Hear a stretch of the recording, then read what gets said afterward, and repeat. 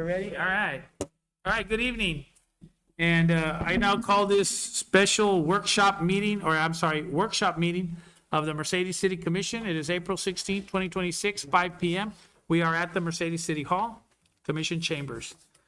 Second, we'll establish a quorum, and I'll go ahead and dispense with the formalities. Just Commissioner Garcia, Dr. Saldana, Commissioner Martinez, myself, Mayor Montoya. We do have a quorum. Absent is Commissioner Howell.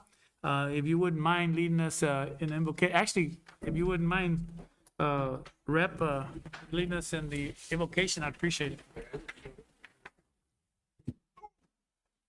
Heavenly Father, thank you for bringing us here today. Please guide us with our minds and our thoughts to make the right decisions, especially for the improvement of our communities and the people. We also ask you to please fill the stomachs of the poor and unfortunate children and those who do not have the wherewithal to be successful or to have food on their table. We ask this in your name, Jesus Christ. Amen. Amen. Sir, pledge allegiance to the flag of the United States of America and to the republic for which stands one nation under God, indivisible, with liberty and justice for all. Open forum, do we have anybody? Okay, next time, management item, presentation discussion regarding new legislation on property tax. Yes, Mayor, I'd like to start off with introducing, obviously, you already met our state rep, Armando Martinez, but I invited him because there's a effort from the governor's office. I've handed out you a copy of, and I know Commissioner Martinez had additional information, but there's a 5-point property plan that's coming out that's possibly being proposed. And we wanted to kind of touch base with him because we like to state our position right now and see what we can do, get unified, and what steps he recommends. I have an outline attached to it. I have a letter either from the mayor or the commission that can go to you stating our position and all that. But I kind of wanted to open it up and start off with getting you started and see if you wanted to touch on that. What do you know about it? I got some information today from another state rep that I'd like to share with them as to what's possibly coming and how that might impact our city. And I'll give you a perfect example and then I'll turn it over to him. If the tax plan comes through, in your attachment, there's a document that has what is coming from property taxes. For the city of Mercedes, we're in the 40% plus rate, okay, of our property tax covers our budget, okay? So just be aware. Now, there's some caveats on what's being proposed. There's not a lot of details yet, but the little bit I know, I'm going to share with you in a little few minutes, but I'm going to turn over the floor to State Rep Armando Martinez.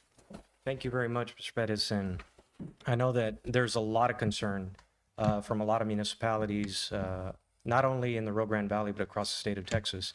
I can understand what some of the viewpoints are about eliminating property tax as a whole. I also think there's going to be a struggle, especially in the Senate side, because I know the Lieutenant Governor is not 100% behind that plan. The concerns are that our communities, depend on property taxes for city services, whether it's fire, police, water and sewer, and providing these services, and public utilities and providing these services for the communities in order for expansion. I mean, you have roads that you need to fix, you have maintenance and operation on those roads.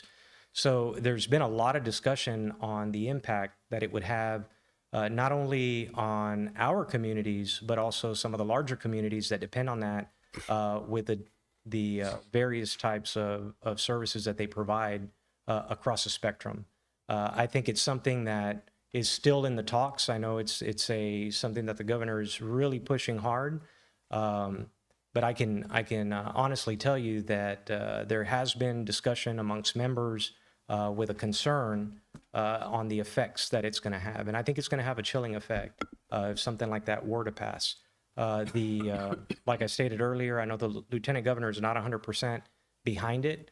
And not only does it affect our communities, but removing property taxes also affects our schools, especially our public schools.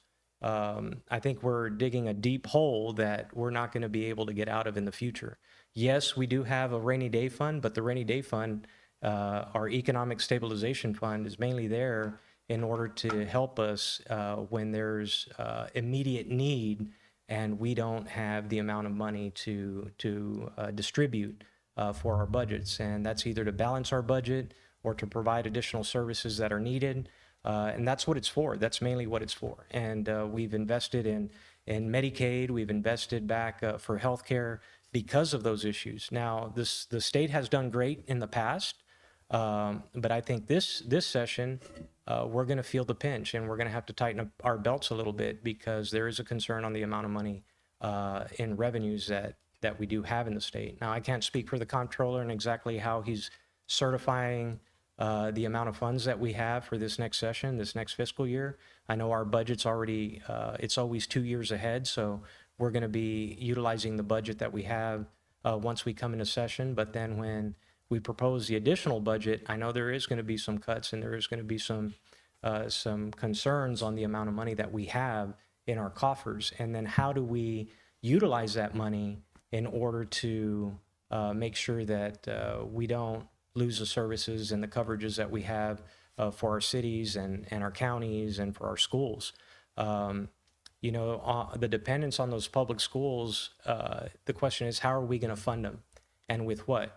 Do we do, I mean, would it be just a one-time usage of the Economic Stabilization Fund and then it's going to end up being drawn down to an amount that is no longer stable, you know? And yes, we use the severance taxes in order to fill it through oil and gas, but yet how much of that is actually going to, you know, raise over the years to cover any types of taxes that we're no longer going to have, and how much is going to be funded to our cities. I know he's described the plan, but it's still a work in progress, and there's a lot of questions on both sides of the aisle on how to fund these services and how to, you know, retain some of that money to where, you know, the reliance on that money by our cities and our counties and our schools.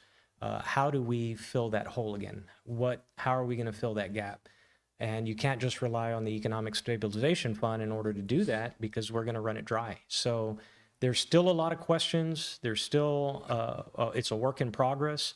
I think there is going to be some pushback from the Senate side, from what I hear.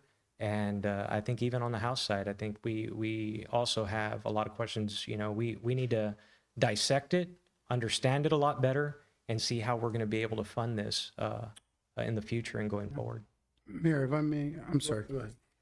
So, Rep, I've been working at this for a bit, and I have some concerns with it, and I think I shared with you briefly that I'm on a panel of elected officials here in the Valley that are kind of doing this discussion here.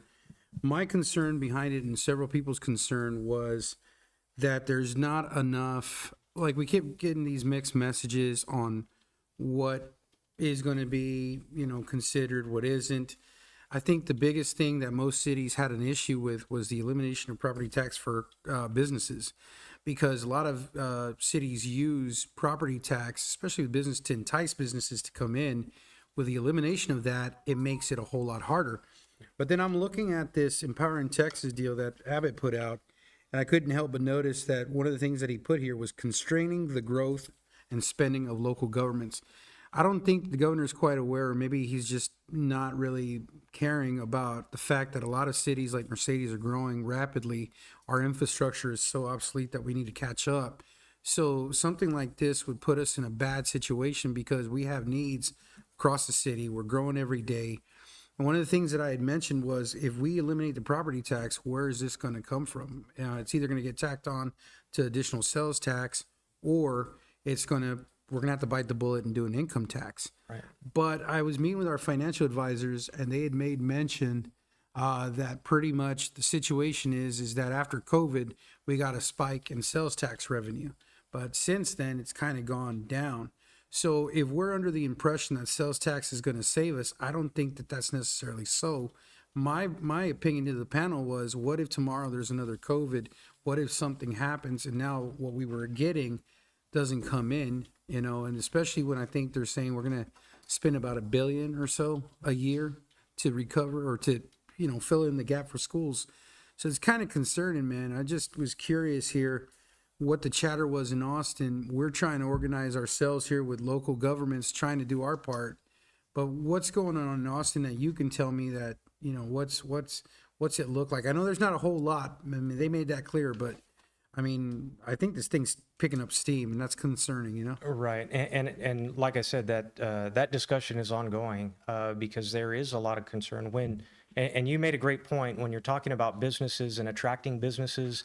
I mean, you have to build out that infrastructure, right? Because of capacity issues and whatnot. So that building out for capacity isn't just having open raw land that you can develop. It's also your water plants, your sewer plants, drainage in the area, and what the impacts are.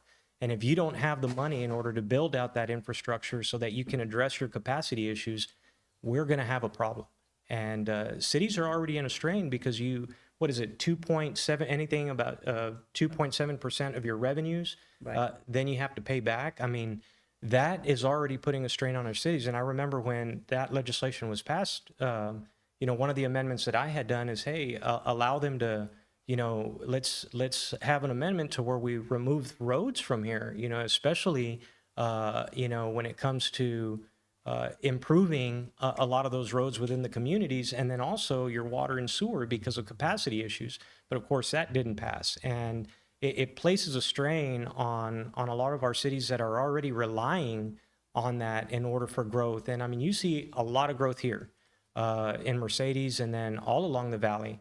But that all comes because you have these big businesses that are coming in, willing to invest, willing to pay those property taxes, and that allows you to build out the infrastructure that's needed. So, I mean, you're right on point on that. If we remove that from businesses, it's going to impact, any growth or any vision of future growth for our communities. But then again, like, that's why I quoted, you can't help but notice that that's his objective, was constrain growth. Then the other thing that I was thinking about, now that we have two lawyers here, congratulations, Rep. Thank you. On that one, right? But the fact is that in order for us to increase our property tax, we need 66% of the voters to agree to it.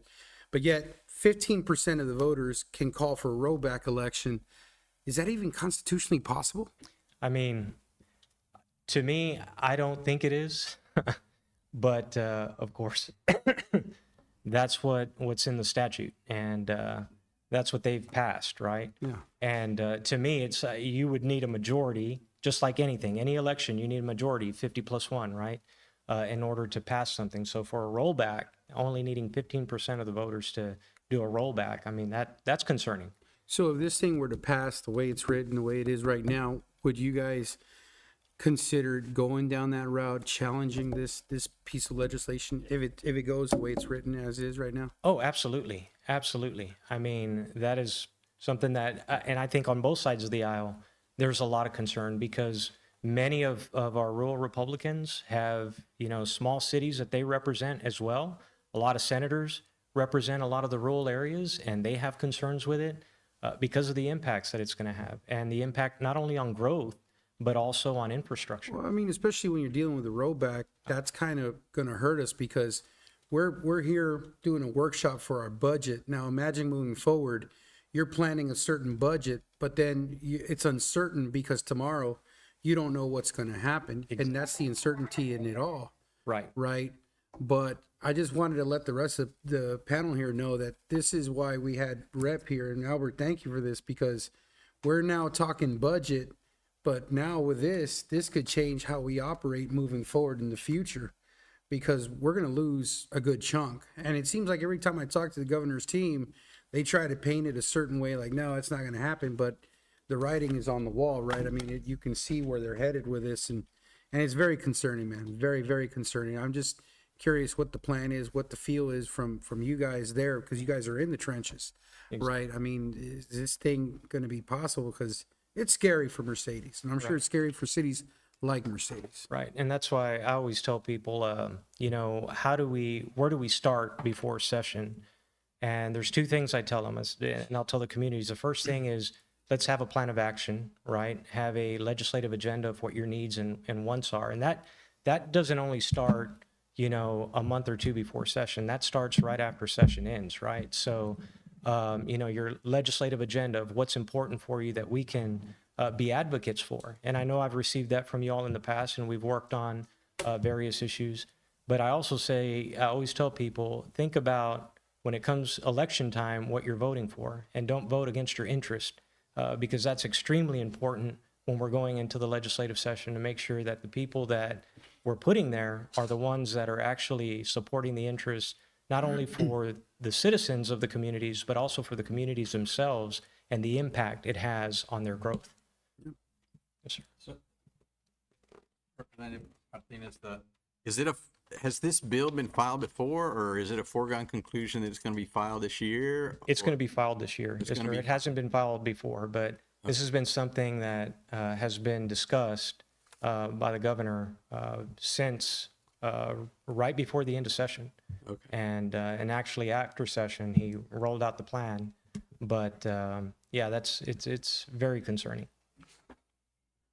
Have you heard from other cities? I don't think there has been a draft as far as, what they're willing to file. But as soon as something comes out, I will definitely make sure that y'all are Rep- aware, and you all will be. Yeah, if I can answer that, we met with the governor's team, and the governor's team had made mention that they don't have anything yet. What they're basically doing right now is meeting with panels like ours across the state, getting feedback. I'm pretty sure politically speaking, they're probably trying to see what's popular and what isn't, and then they're going to go back. But they have made mention that there will be legislation drafted by summer, so expect that to be rolled out pretty soon. I mean, that's coming from the governor's team, so. Right. And of course, everybody, you don't want to vote for property taxes, right? You don't want to be the ones voting, oh, yeah, well, I support property taxes. But you also have to think about, and it's not about, for me, it's never been about what am I going to vote for in order for me to come back. For me, it's always been about what am I going to vote for that improves our communities and keeps them safe and allows them to grow. And I think that's the most important thing. I think what's important here is all of us as elected officials, and any elected official that may be watching is that we have to understand that we're also property tax owners. We also are invested in our cities in which we live in.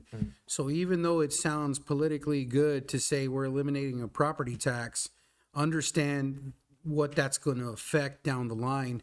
Services rendered by a city, infrastructure that needs to be replaced, those things. It sounds good on paper, eliminate the tax, but every elected official I come across that we discuss this issue with, I'm saying, look at it through the standpoint of you as a citizen. You expect your sidewalks to be paved, you expect your roads to be made out good, but it takes money, and you take something away, and let's be honest, you're going to have to tack it on somewhere. I mean, that's evident. So at the end of the day, we're going to end up paying some way or another, right? It's just, when this first rolled out, it was insane to think that this is possible, and now it's picking up steam. And to your other point, Commissioner, when you brought up sales tax and them wanting to tack it on to sales tax, that's probably the most regressive tax you can ever have because it affects the people that don't have the money to go and buy food, that don't have the money to go to the grocery store, that don't have the money to buy supplies. And now we're going to tack on an additional tax that really places a bigger burden. I think a big success, yes, was a $100,000 homestead exemption that helps everybody across the board, right? So, we've reduced your taxes by that. And I think that's important and that's good. But I think a complete elimination of property taxes will be devastating for our cities. And I've always said if that's something that our communities don't support, our cities don't support, then that's something I can't support. So, It's weird because I think the governor's already touted that it's 51 billion in relief that you guys have done. I don't know what more needs to be done, right? So but I mean, for my 2 cents of it all, Rep, I just hope that you guys in Austin keep fighting it because we'll do our part. This is just, we need to do something about this. and I'll tell you what needs to be done. What needs to be done is we need to lower prices for our people when they go to the store. We need to lower gas prices, because it affects everybody on a daily basis. And the ones that feel it the most are the ones that don't have the money in their pocket. So it hurts at the pump. It hurts at the grocery store. It hurts when they're trying to buy supplies for their children, whether it's clothes or shoes or whatever. And it affects the the ones that don't have the money in their pocket, and those are the ones that we really need to protect. So, So, Rip, well, the only thing I would add to the list is, especially all of us that come from cities or areas or towns that are really, really historic, the aging of our bridges and our infrastructure of the roads and stuff that the bridges that have been here 80, 70, 80, 90 years. I mean, I had heard that they were going to try to find some way to get funding because they know that they have to. I heard some ungodly number of how many they are. But I think you answered the question that I wanted to ask. So when they propose this, when the governor, I mean, it's not, there's no they here, right? It's the governor. So when the governor proposed that, he had nothing to replace the 40,000, I mean, the 40% that cities like us use, right? That's number one. Okay. And number two is his goal. Everybody has a reason they start something. Even crazy people do, right? So what was he thinking that the cities just are getting too much money already and he feels that we could absorb a 40-50% loss? Is that his? And in my new job in Port Mansfield, you know, I mean, everything comes from that. Or like the county that doesn't have any sales tax at all and everything's off of ad valorem. I don't understand how they're supposed to survive. I don't know how cities, we're talking about a 40% cut. In the county, you're talking about 100. So was there any, like when they discussed that, do they hint to something? I haven't heard any of that. In It's just a discussions. flat, we're just gonna cut it out. Flat. We're just going to cut it. And I think for them, the sale is to let people know, especially during an election year, that you're going to eliminate property tax and it's going to help you and it's going to benefit you. But people don't understand that. Well, what is going to end up happening after that? And So a good example of bad ideas, we had a Proposition 1 come down to the valley some years back. And somehow it took off and we voted against it and we've been suffering the consequences ever since. And I remember the arguments being like ridiculously funny and they won. So now we don't, and they talk about places like San Antonio and Houston have the best this and the best that, but well, they all have hospital districts, right? right. That's the common sense of it. So on this one, there was a grassroots campaign that was initiated to fight against Proposition 1. I'm sure you remember it well. Is there anybody other than the groups that Commissioner Martinez is talking about? Is there like is there anybody out there that's willing to step up and spend money to fight this? Because that's the only way to do it. They're going to come listen to all, and it's very important. What they're doing on those commissions, those boards are important.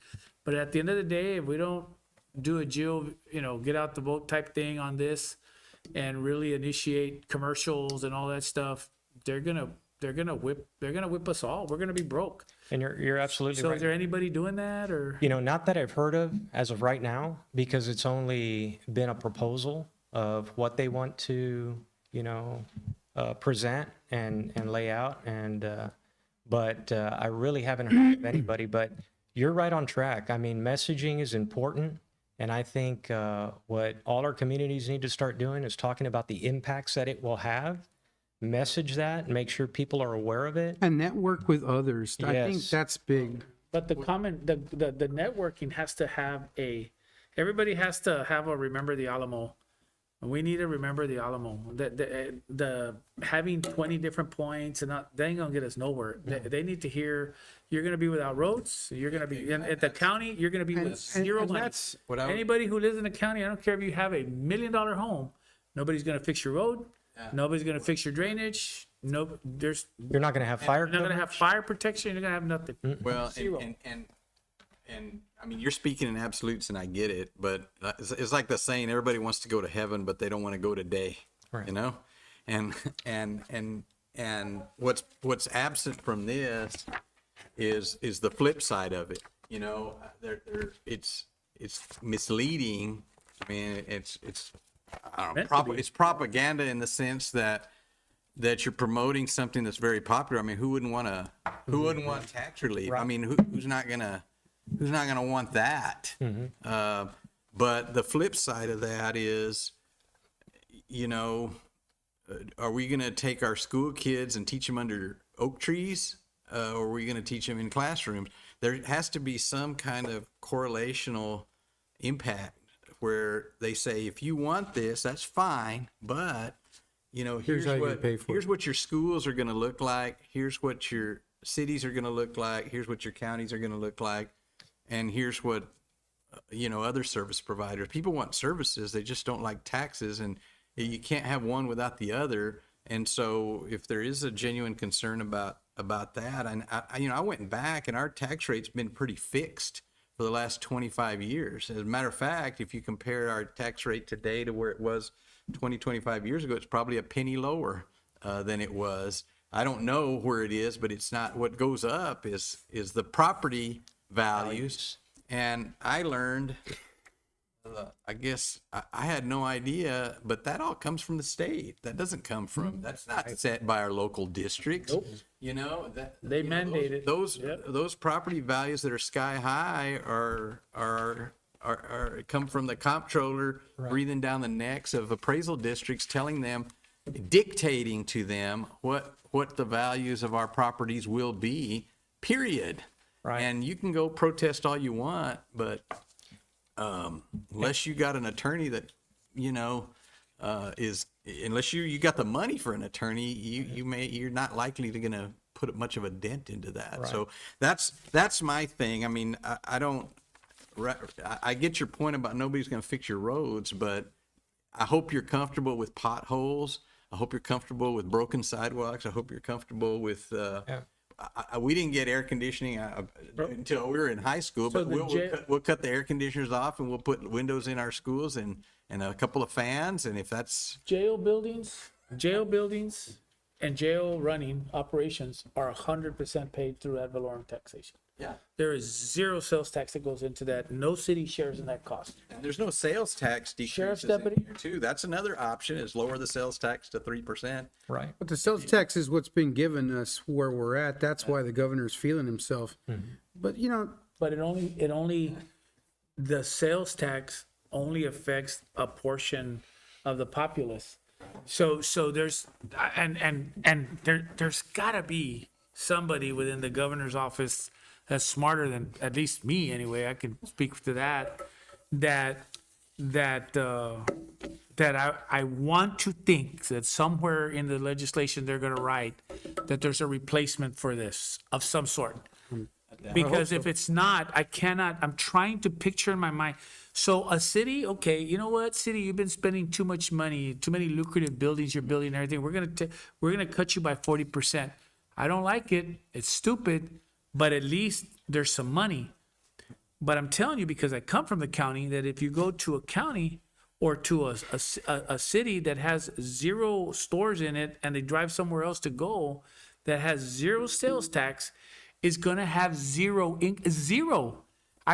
So I have to think that they have some kind of thought process over how Hidalgo County, how Harris County, how especially the largest county what are we going to do with our inmates? Who's going to pay for that? Who's going to pay? You know, one jail is $400 million. Right. And to run it is another 130 million.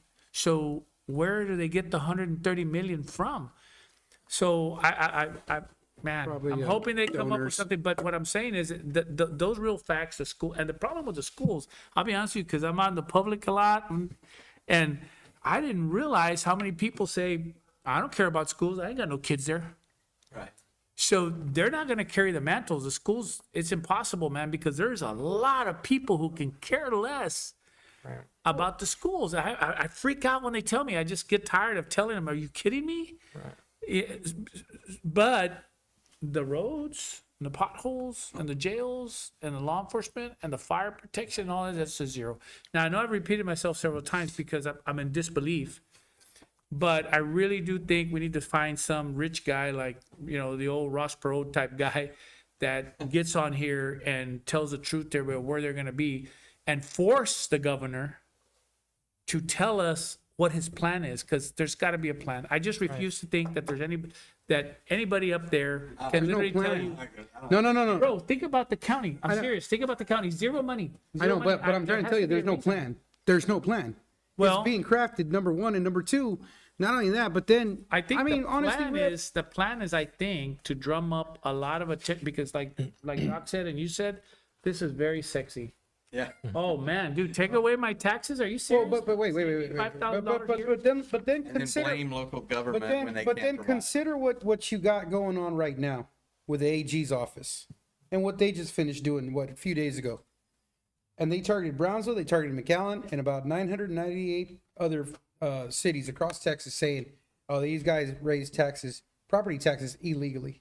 How convenient, right when this discussion's taken off, the AG's office goes and does something like that. Message. Well, and So- to a couple of points there, and Commissioner, I think, you're right on, because that's exactly what happened with vouchers when, on our public schools. Now you're taking that money and you're giving it to a private school, our public funds, our tax dollars, to fund privates that have no oversight, that have no requirements for their teachers, that they can do pretty much whatever they want. And it almost, And only 90% of the students in private schools are the ones that are receiving that, when everybody was told that they were gonna open it up to students that have not been part of that private school. but Rep, And that's not happening.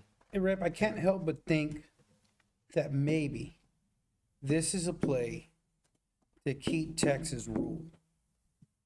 Because if the megaplex is going to grow the way that they're expecting it to, and every other city from Dallas to Houston to San Antonio to Austin, and the Valley included, continues to grow the way it goes, Texas no longer becomes a rural state, it becomes an urban state. Right. And urban states tend to lean left. Let's be honest here. So I can't help but think that the only logical explanation, because the mayor is spot on, this is the stupidest thing I've ever seen in my life. And the only thing I can think of that they would want to do something like this is to keep us where we're at now and maybe in turn stay in power. Right. But that's not going to help us address the needs that we have as a city, as a region, and as a valley. I mean, it's not. It's The impossible. first thing they do is they'll attack your schools and they oppress that and make it harder for students to, actually learn, make it harder for teachers to teach, which they've already done. Remove money from public schools, so where it's harder for our students to actually get ahead and have opportunity and become professionals. And then the other thing they do is they start draining the communities and making it harder on people, and making it harder for our communities to provide the services that are needed. And I believe that, Dr. Saldana made a real good point when it comes to property values. Yes, we did a $100,000 homestead exemption, and that's great, and that's sexy, and that's awesome. But when you actually look at the appraisal value of your home, that's where it's affecting you. Now you're not having a savings. When your home goes up 300%. Right. Give you 100%. Exactly. Or a 10% discount. That's not much of a discount. Right, and that's where it hurts people. So if that's not much of a discount at all. I really think, hopefully, I really appreciate you coming to explain this to me. And I respect everybody's opinion, even the political one.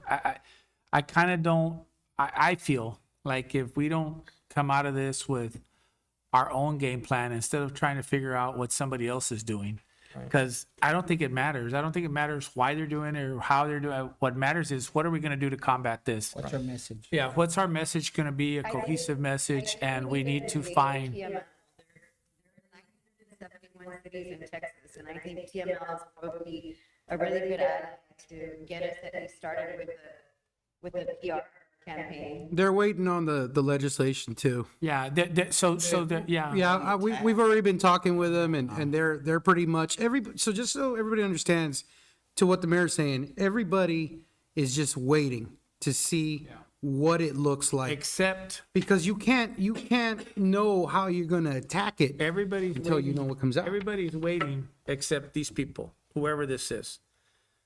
So they're not waiting. They already We put their can't message wait. out. We can't wait for legislation, Yeah, Mayor, because but- then so they're not waiting, and that's the point. That's why I'm saying we can wait for TML. We could TAC should be on top of this more than anybody else. But there has to be from the public some kind of nonpartisan group that says this doesn't make business sense. This doesn't make business sense, because if they divide us into politics, if they, get us to wait, then it'll be too late by the time that happens. So all I'm saying is that if you've got some rich friends out there that we need to go meet with and fly them into some place and tell them, hey, we need to take them fishing. That's what we need to do, is we need to start sending out pamphlets to people like this saying, let me show you what's going to happen here. Now, again, I do have an open mind here. If the governor actually has a plan that he's going to roll out and it's a good idea, I'll be the first one to say, oh, awesome. I haven't seen it. Right. All I see is this. Right. So I just, we either need to force the hand of whoever's pushing this to come out and say there is really a plan. Okay, well, let's take a look at it, like Commissioner Martinez is saying.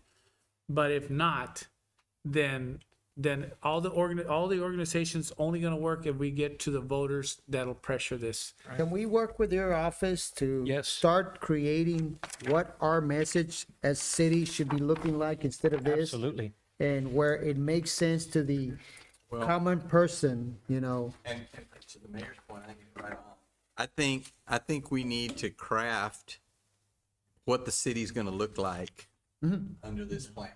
What can you expect from the city of Mercedes if this passes? I think that's Enjoy your tax Right. refund or your property tax relief or whatever tax relief it is. But please understand that you can't have something for nothing. Yeah. If that's gonna, if that happens, then there's consequences for it. And these, that's our obligation, I think, is to inform the people of what is gonna happen in that case so that they can make an informed decision. And honestly, in order not to lose people, because I don't want to shut my mind to this and say, oh, this is all messed up, we're against it 100%, because then we'll shut people off, a good chunk of people. And what I'm saying is, show us the whole plan. Because if this is all it is, then we need to start. And I don't think we're going to push that until there's some pushback of some sort. And I've if kind they're, of taken from these meetings that what they're doing is they're just trying to see what's popular and what isn't, and then that's how they're going to craft the plan. well, but any of this would be hurtful to. No, I'm not debating that, but it's like for example, we're supposed to go to the voters to increase the property tax. How do you tell somebody that's working a 9 to 5, or 8 to 5, barely making it check by check? You can promise him the world that, you'll fix this and that. All he knows is you're trying to increase my tax. He wouldn't go for it. They wouldn't go for it. Right. But I think the way that you guys are saying, I agree with you 1,000%, because you have to look at it beyond that, Great, you earn a savings, but do you really?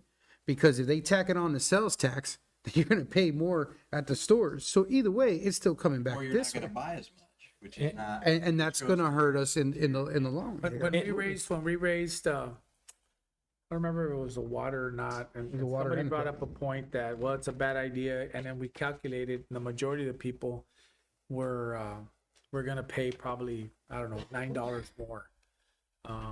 I think it was a tax. Anyway, the money was going to go to fixing some badly needed drainage issues in Mercedes. And I had a politician tell me, you're going to tax people who are already on a fixed income. And I said, you're correct. I'm going to tax that person $7 a year. It was like $20 a year. And I said, however, that same person has fixed their house because they can't afford flood insurance. It's $800 and they charge you 2 years. At the beginning, you have to pay 2 years of it. So it's about $1,800. So if that person has a house that's worth $40,000 or $50,000 and it's all they had and they've had in the family all this time, which are the ones that are being affected by these floods, and you tell them, look, I'm taking $7 or $30 a year from you, or $20 a year from you, but you don't have to pay this insurance, and they've replaced their floor 5 times already. We have an obligation.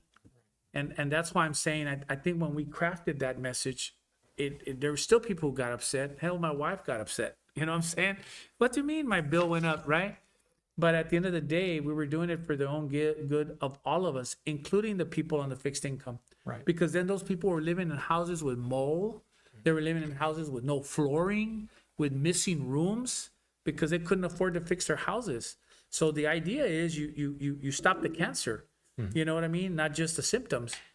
And to me, that's there has to be a message crafted here to that nature.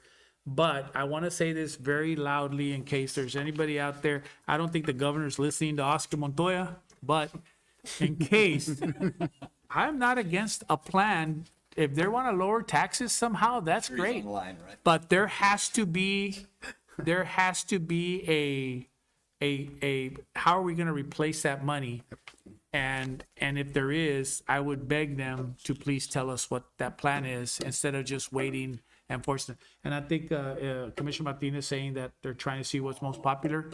That's a good move. It's a good move on their part. But if the more everybody cries about being what do you call that, open or whatever, the just transparent. Mayor, I but think that's what we're asking for, man. you know, one of the things I shared with the panel was it looks good, right? And not to kick, a dead horse, but, I'd mentioned to him that our predecessors were really good about lowering the property tax here in Mercedes. Problem was the growth was happening every day. And so when we came in, our needs were so big and so astronomical that and we had to make tough decisions and steer the ship the other way, because what they couldn't realize then was Mercedes was growing. Maybe not at the rate it's growing now, but it was growing. And the needs were growing, and people were moving in. The infrastructure was, old. I mean, and it's the same situation kind of here. You're getting rid of this tax right when everybody in the state's growing, everybody's moving, everybody seems to be going in the right direction, and it's gonna kill us, man. It's gonna kill us. I made mention that this was also done in Louisiana. It was done in Kansas, and both states. I even threw it out there. I said, look, Kansas hadn't elected a Democratic governor in years. They did this. Guess what happened? So if you want to go that route. Which is the right thing to do. You got to elect a Democrat. But but I want to tell you. Correct the wrong. There's nothing wrong with that. If you want to go in the right direction, let's steer the ship that way. But no, but this commission and your all's leadership, you all have done an amazing job. You can see it in Mercedes. You can feel it when you come into Mercedes. My hat's off to you all, because you've done a great job with your vision and your leadership. And to the mayor's point on messaging, that is key. And I don't think it should only be written. I think it's something where people can visualize this is what will happen. And you show dilapidated roads, you show the flooding issues, you show to where people actually feel it and understand it visually, instead of just writing it out. So, and like you said, Mayor, I mean, going back to the hospital district, there was so many people that created this grassroots campaign that was against it. And I supported it because I saw the value in it, and the importance of it, to where all of your large cities that have medical schools all have a hospital district, because now you have those specialties, now you can provide those services. And that's exactly what was going to happen here. It wasn't going to go to one person, it was going to go to every hospital in Hidalgo County, and the impact was gonna, be positive, but unfortunately it didn't pass. And like you said, you go to all these other big cities and they all have hospital districts, and that's why you have Bentovs, that's why you have Memorial Hermann, that's why you have these, these big facilities that provide these services, which is something we should provide here. And I think it's a big thing. So yes, we need a message. I think we all need to come together and allow our citizens to understand what the impact will be. Yes, it's sexy to say no property taxes and everybody will be for it, but how does it actually affect us? And right now, I think it's just a political way of wanting to, get elected. But I think we need to really think about not voting against your interest, right? So I appreciate it, Mando. Thank you for coming out. Rep, thank you so bet. much. Thank you. Well, after that excitement, let's Moving right along. let's adjourn for Need a break? Hey, Jesus. All right, let's get through this permit thing and maybe we can take a little break. But, all right, going on to 6B, presentation discussion regarding development of permit fees. So all this is working towards when we get to the budget and where we stand with all these different components. And one of the things that keeps coming up all the time is, you know, where do we stand compared to other cities in our permits and our, everything that we do to bring in business or a home or whatever it is that you're building in Mercedes. So Denise is gonna work on presenting to you where we are and how we compare in those areas as much as she can, right? Yes. So you have a PowerPoint, what do you have? Yes, I have a PowerPoint, so I'll show Can we you. sit over there? No, I think Juan is working on it. because otherwise you have to roll. Oh, you have a handout also?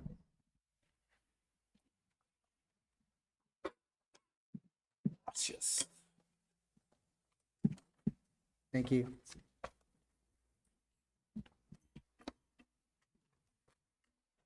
All right, man.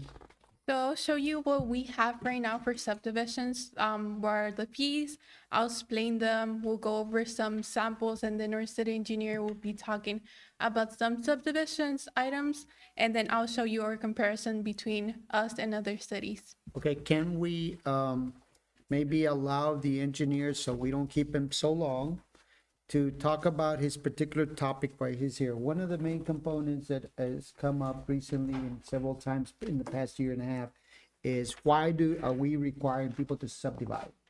I wanted to bring somebody that is well experienced with subdivisions, why they're important, why they're necessary in a city like our size.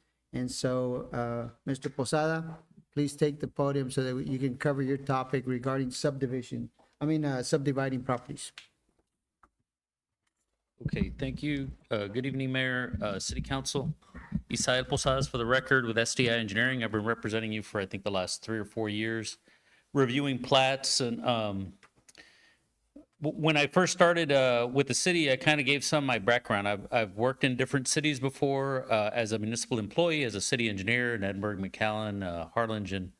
And now for the last 16 years, we've been doing, in my private practice, I still represent cities and I still go around. So one of the things I pride myself is keeping up to date with what's going on in different communities. And I can tell you that this city, in reviewing a lot of the plats, you're continuing to grow. You see the growth, but part of that growth is because you're following the rules that you've adopted.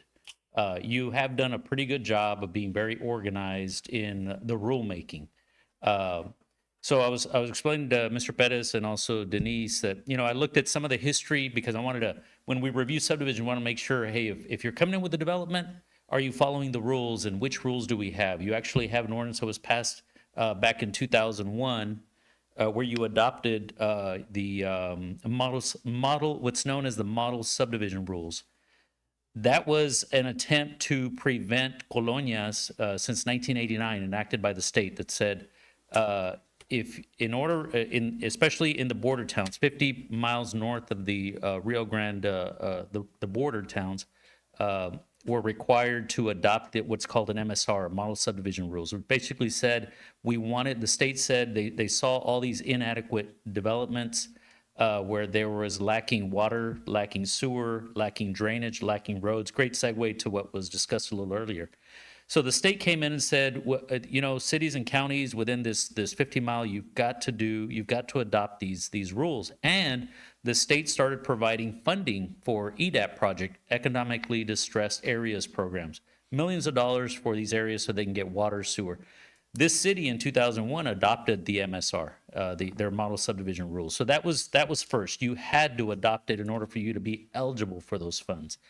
So what came with that? You also adapted a year or two after that, the subdivision ordinances talk about the minimum requirements for water, for sewer, for paving, for drainage. So, and also anytime and this was mainly for residential lots, anytime you developed a piece of property, split it up into more than one lot, into 2 or more, less than 5 acres a lot, which is, you know, a residential subdivision, you had these rules set up. So, and it's a way to not only orderly develop the city with your zoning ordinance and stuff like that. You know, you don't want to have industrial and then residential and then commercial and then back to residential. You know, you've done a good job of master planning the city. So the big thing for everybody and across the valley in the different cities that we've worked in, we all try to work in the same direction, orderly growth of the city.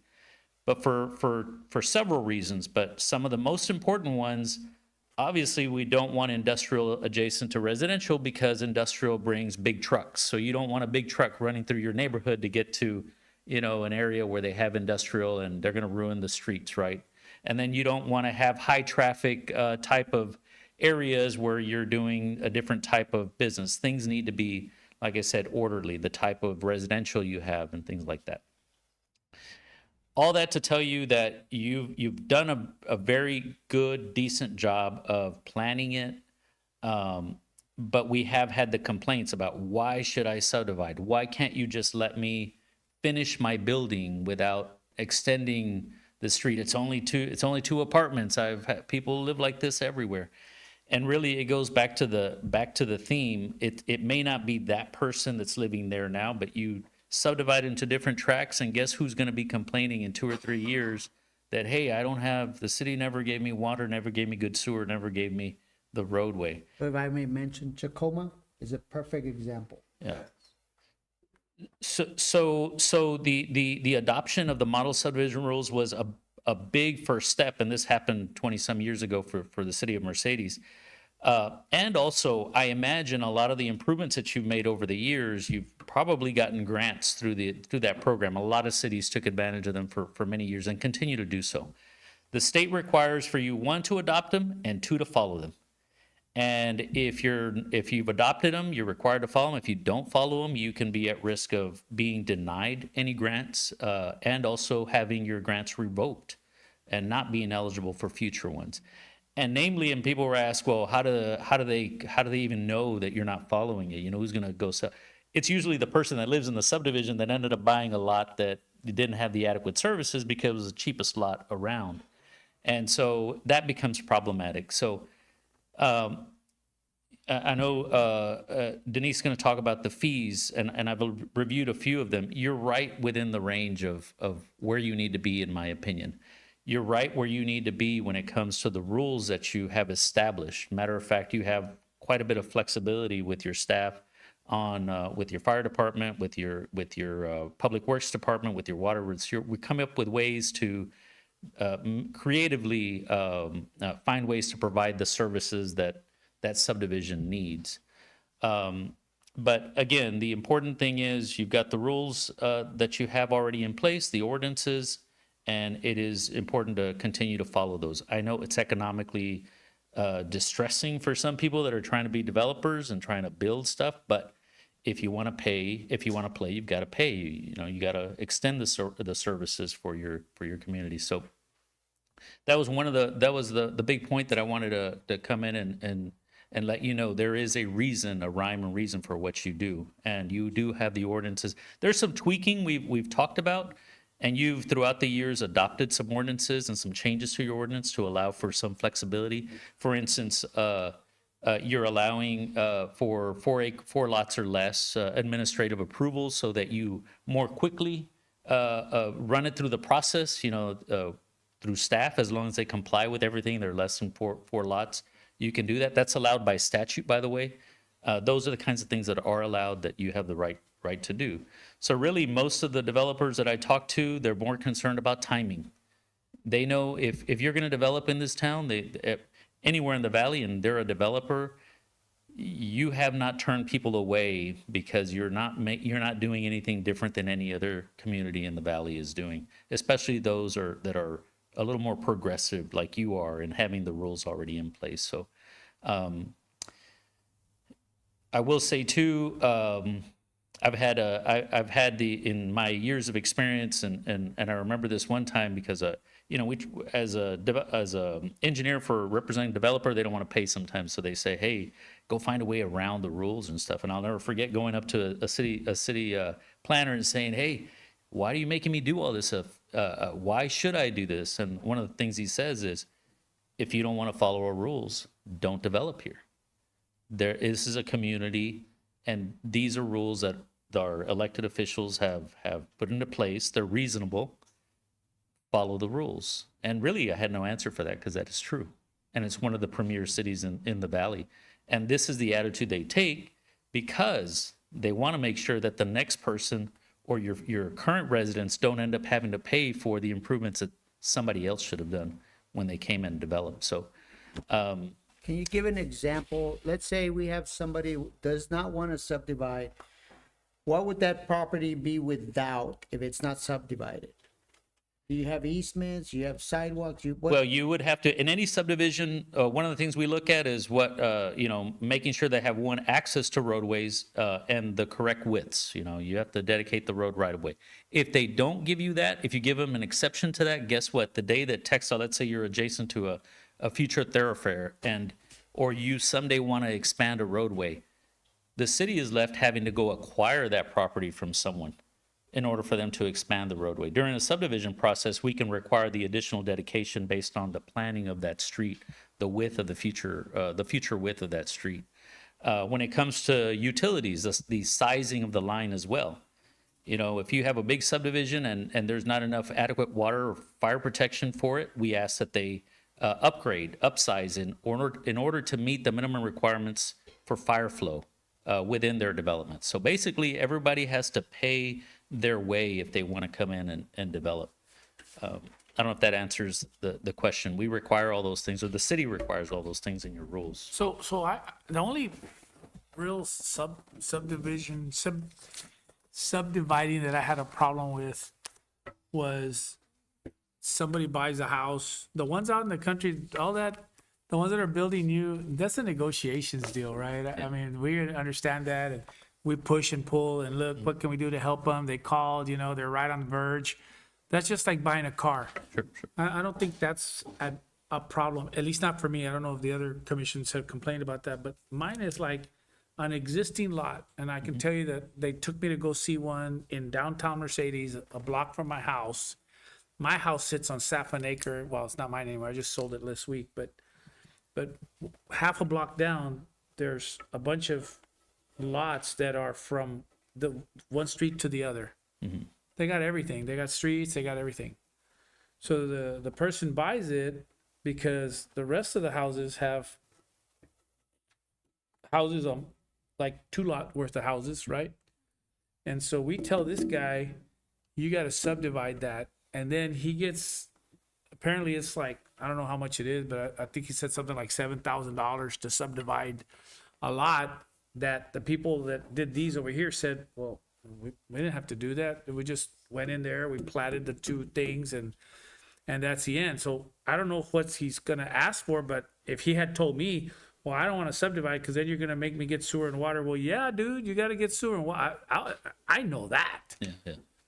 But for somebody to go and say, hey, I'm ready. I want to build here. I'm going to build 2 houses that are going to bring back money to us and to him. And then we're going to charge him a good chunk of money. I'm not sure what those $7,000 are for. Yeah. And that's the kind of stuff or you have a guy who is actually about 2 blocks from there, and he buys a lot that nobody has wanted to buy it from the owners because they don't have any water. Yeah. So he says, you know what? I'll make a storage area. I'll just put trailers and RVs there and charge $50. And I loved it. I had my boat there. Yeah. And he says, hey, I want to do a little wash station for the boats. 1 wash station. Oh, okay. Well, you're going to need to put in, you got to pay us $2,400 for this and $300 for that. And then you got to buy a meter. And then Yeah. he's not ever going to make that money up, ever. So that lot will just stay open because nobody's going to go there because the city never thought to put a water line all the way to there in downtown Mercedes. That's the stuff that frustrates me, that we're passing the sins of our past down to other people. If somebody let somebody have a lot from one end of the street to the other and we annexed it, this is downtown, so I'm imagining 50, 60 years ago. Well, maybe more because I'm 60, I keep forgetting. But that lot's been there forever. And then I just, that doesn't make sense to me. And then I'll close on this part with that I think a lot of this, I would feel better. It's not so much, and like I talked earlier, that you all had to sit through our tirade there about messaging. To me, I would feel a lot better. Okay, you're buying which lot? You're gonna build there? Okay, look. Just so you know, it's gonna be $16,000 for you. I'm not trying to talk you out of it. We don't have to say it to them like that, but we give it to him on a list so he knows up front, this is what's gonna cost you here in Mercedes. We should be able to put it on a website. Sure. It should spread out to the whole, all the people who want to invest in Mercedes. It's going to cost you $12,000 by the time you're done with every single fee, every single, when I built my house, that was a long time ago, so it's not fair for her to be listening to this, but I'm just going to tell you, like, some of the frustration, right? And I would come in and say, is this my final? Oh, that's it. That's the last one. Okay, I go start doing it and come. Hey, I'm here to, I need to connect something. Oh, well, you need, and why? But at the end of the day, I did like 10 of them. And every one was the last one. Yeah. That's more my frustration, that the people know up front, if this is the style of system that you're going to do, here's a list of everything you're going to need. And have you ever gone to go change the license plates on a car? Doesn't it piss you off Oh, yeah. that you have to wait in line for 3 hours and then you got to go home? I need what? Yeah. Right? I wish I knew That's before I got here. why don't there a list here? Yes. Right? Or better yet, they'll tell you, no, you need this, and then you go and get it, and you come back, and they look, No, no, oh, you- now you need this. Yeah. And then you go and get that, and you come back and say, oh, now you need this, and, you make 7. I want to make sure the message is, and he just described it. I want to make sure the message is, I'm not so sure we have a big problem. And then this is where he gets involved.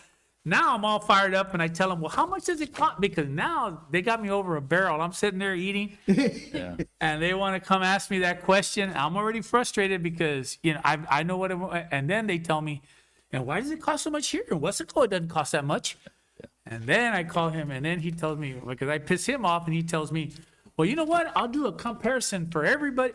Okay, well, let's do it. Here we are. And here we are. So I think what happens is, I think we just dig a hole deeper and deeper, but I think at the end of the day, the main thing is that if we're gonna do these permits, one, I would like for us to know first. Because even though we can't tell you what to do on these, we're the ones that get hammered. Yeah. I want to be able to, what you just described, pues que te fregues, that they told you in McAllen, I'm sure that's where it was. But they can do that because they were building 1,000 houses a day. We were not. So there was a time where we were a little more desperate than they were. Okay? So, and I think the girls have done a very good job Much of that. True. In the Much better, much improvement. But we still haven't gotten to the point, I think, and it may be just people frustrated, where they know, but when they come in the very first time, that when they leave, they know every single penny it's going to cost them. The one big unknown I will tell you, because I think you may be referring to a specific one where they might have gone and spoken to an engineer, and the engineer prices have really No, gone what they brought me was give it to them here at the office. They told them that, and they told them that it was us. That's what frustrated. I said, what do you mean? Yeah, that Mercedes is the one that's making you pay this money. And The that's 7,500 sounds very familiar because that's a number that I keep hearing from engineers these days as Yeah. they won't do anything if it's not. Maybe somebody 6,000, advised them. 7,000. Maybe somebody told them, look, you're probably looking at Yeah. so much money, right? But on something, well, anyway, so you can explain that? You understand what I'm talking about? Yes, sir, I understand. And I agree with you. And I think when we review the subdivisions, we put in all the fees at the very end. This is going to be your parkland dedication fee per lot. This is going to be your 2.5% or 3% for the inspection fee. We put that at the very end after we tell them, hey, you got to extend the water, you got to give us the width, you got to do this, or drainage, you need to change this, you need to add fire hydrants. At the end, we say subdivision requirements. So let Here are me the interrupt you real fees. quick. I haven't had very many complaints from that end. I don't know if you guys have. I really haven't gotten a lot of calls from what you call them? Developers? Developers. Yeah. Other than to bitch about the price. Yeah. And we already have, everywhere. we've got that down to a selling car. Yeah. That's not the one. I'm talking about the onesies and twosies that are coming in that are already either our citizens or somebody that says, well, let me buy that lot from you because I can make a couple of houses there and make a little money. Those are the ones that I think we've got to lasso into this and kind of, so I don't have a huge complaint. I have one major complaint is that whoever is talking to those people, they should have a list so that they know. Another example is somebody will come in and say, hey man, I just priced around patching my roof to get a guy to quote me $700 and that's how much you guys are charging me for a permit. Well, when she got there, she wasn't even in charge yet. She figured out that we quoted him wrong. Yeah. Those are the little things Sure, that, sure. that to me was. didn't help. Yeah, they don't, that's the stuff that gets me. I don't know about you guys. I don't know. Am I wasting my time or you guys get the same problems I do? Do y'all get any of those complaints? You do, right? It's the actual citizens that I'm having the issues with, not necessarily. Yeah, the developers are more like, y'all are taking too long. Why are you making, well, they're losing money, right? They're paying With time, engineers. yeah. And they've probably got a bigger, deeper pockets and a bigger pool of money to work with while, others they're doing it as a investment, maybe it's a retirement sort of a thing or just on the side or something.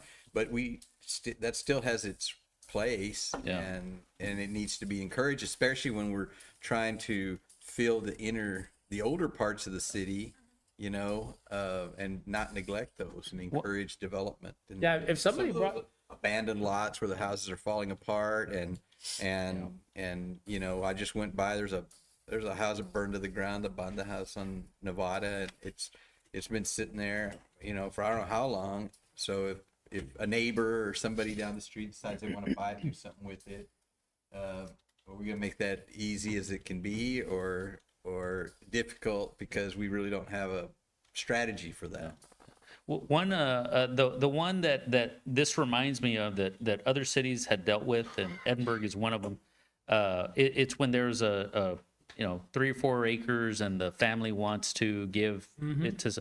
Edinburgh has, for instance, family partitions. I don't think you have a family partition ordinance.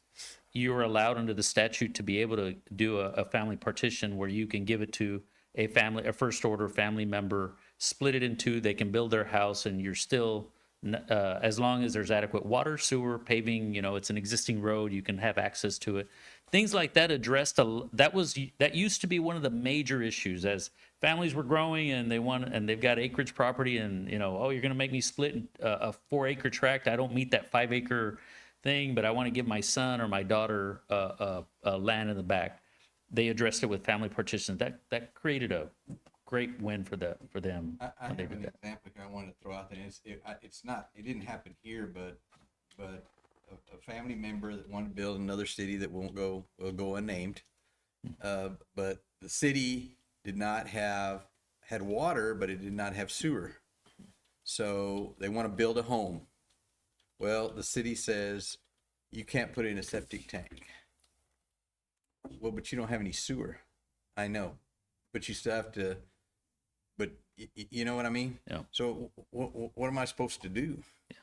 Some cities have gone 0 septic tanks, and You can't put in a septic tank, and we have no plans to put sewer in, and. But if you want to pay to connect to the 1,000. Right, yeah, but if you want to pay for what some cities have done in those instances, as long as it meets the state requirement, they would allow the septic tank, but they would also make you a subdivision prorate or pay for a pro rata share of what it would cost to extend the sewer. So the day that the city came in with it, the city had the funds to extend the line into that, but it would allow it. And it's, again, But progressive. where does there was no problem solving. Yeah. That was my Yeah, that's point. exactly Because right. that's not an unusual situation.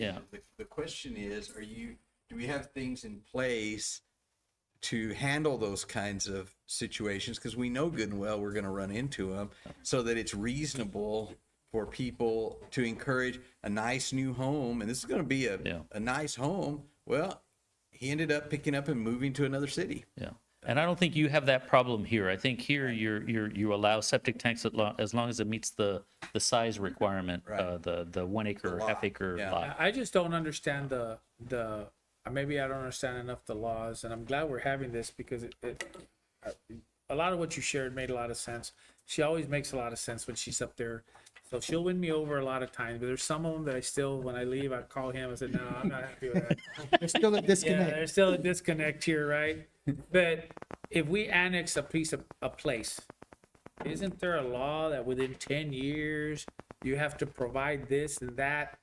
And that property I'm talking about's probably been in the city for 100 years, and we're gonna charge him to run water to him because I don't understand. We just paid $3 million to a subdivision that we should have done a long time ago. And those are the kind of things that, and I'll tell him something, he's probably tired of hearing that, but dude, if somebody messed something up 75 years ago, we need to eat it. That's the other problem I'm having. And then not, oh, we messed up. Let's take it out of this guy, poor guy. And so we stop growth. We stop those houses that he's talking about. And kudos to the whole team because we haven't, some lady came in at the forum I was at the other day, was telling me, you all have done such a wonderful day with the house. I said, but that's one guy running around with the list that the girls give him. And he's the one that's convinced him to do Good that. manager, Yeah. Mama should have taught you. Yeah, so at the end of the day, it's been an improvement. But can you imagine if we hit them up with, we're gonna let you buy that house, but it's gonna, you can fix your own house, but we're gonna charge you for it. I don't want to beat a dead horse. At the end of the day, I think we need to come up with a common sense list, an amount, and there has to be, in my opinion, common sense forgiveness. And I honestly think, and I've talked to this about Albert a lot of time, within reason, I think the staff needs to have the ability to vacillate and not worry about repercussions. And I know Albert's told me I'm working, I'm trying, we're trying, and I'm sure it's hard. Nobody, I don't know, whatever, but right. But I just think it hurts us when we've got people wanting to invest in something when we hit them up with the big bill, like we would to somebody who borrowed $100 million for a project, and to him, what's another 300,000? No big deal. But to somebody who's taking their investment, like he's talking about, and he's going to go invest something, $7,000 is his whole profit. You know what I mean? So there has to be a question, right? Obviously. So my question is, what can we do there? Are we on spot with everything we're doing, or could there be some wiggle room? Sometimes, and we present to when we present to planning and zoning, for instance, on variances. I mean, we try to be as flexible as we can. One thing that some cities have done, they delegate the authority to the city manager to offer exceptions to some things that make sense. In other cases, they defer to the city engineer because he's licensed and he's got an obligation to meet state requirements to fulfill his obligation to the state in health and safety. So those are kinds of the things that we do. But I will tell you, when we present to P&Z and, we'll say the ordinance doesn't allow for this, but we recommend approval because, we think it makes sense. So we're able to do that. When we do go through the subdivision, I think the communication and what Denise is working with them in the front, as far as maybe like a flow chart that shows, hey, if you've got one or more lots, you got to do this. And if it's residential, you come over here and here's your fee schedule. If it's commercial, it's over here. And these are the rules you have to have. And these are the fees per lot. I mean, to me, that's a useful tool. And I know she's already working on doing that, a flow chart. And I think from there, because again, I want to go back. It's not the rules that are bothering me. Mm-hmm. It's the communication of the rules and the cost and the ability to say, it doesn't make sense to charge this guy $4,000. It doesn't make sense. Correct. And where does that fall in? If it has to be the city manager, that's fine. It could be, I had never heard anything explained like that. It makes a lot of sense. In my opinion, the girls up front should be able to do that. But I didn't realize that there's regulations and stuff like that, right? So I get that point. That's a good point. But it's more the cost that we're passing off to the citizens that I'm worried about, more than the actual rules. If there's rules are there, we need to follow. And that's where the flexibility that I think should be in that, you know, does it make sense to charge this person that much? And who has the authority to say, look, we're not gonna make or break the city on whether somebody pays to replat a piece of property in downtown Mercedes, you know what I mean? Now, we could benefit from somebody who's doing a 50-acre tract, that's very different. But Because you are allowed to bond or what they call pay or build. You know, you are allowed to accept a funding. For instance, if the water line is not adequate enough for what our minimum requirement, we require an 8-inch line. But let's say there's only a 2-inch line, but to service that person, the 3-inch or 4-inch line that's existing is enough. You can always ask them to pay for his pro rata share of his frontage only, not the 2,000 feet to bring it from somewhere else. That can still qualify. If we have that flexibility to say, you're gonna have to at least pay, so the day that we can bring the water. So, we can but what if inside the city, there is no access to it? Whose duty is it to make sure that a property inside, Oh, inside city limits. I thought maybe you were talking about. completely up there. inside the Yeah. city limits, 100%? Downtown. Downtown, Town, yeah, and somebody stopped the spigot before to him. yeah. So we're telling him, you're gonna have to run the line, and we're gonna have to connect, and it's gonna cost you a lot of money. Yeah, I think you can still do, like I said, a pro rata share, which would be, But why? What about the law that says we're supposed to provide water to everybody that's annexed at some point?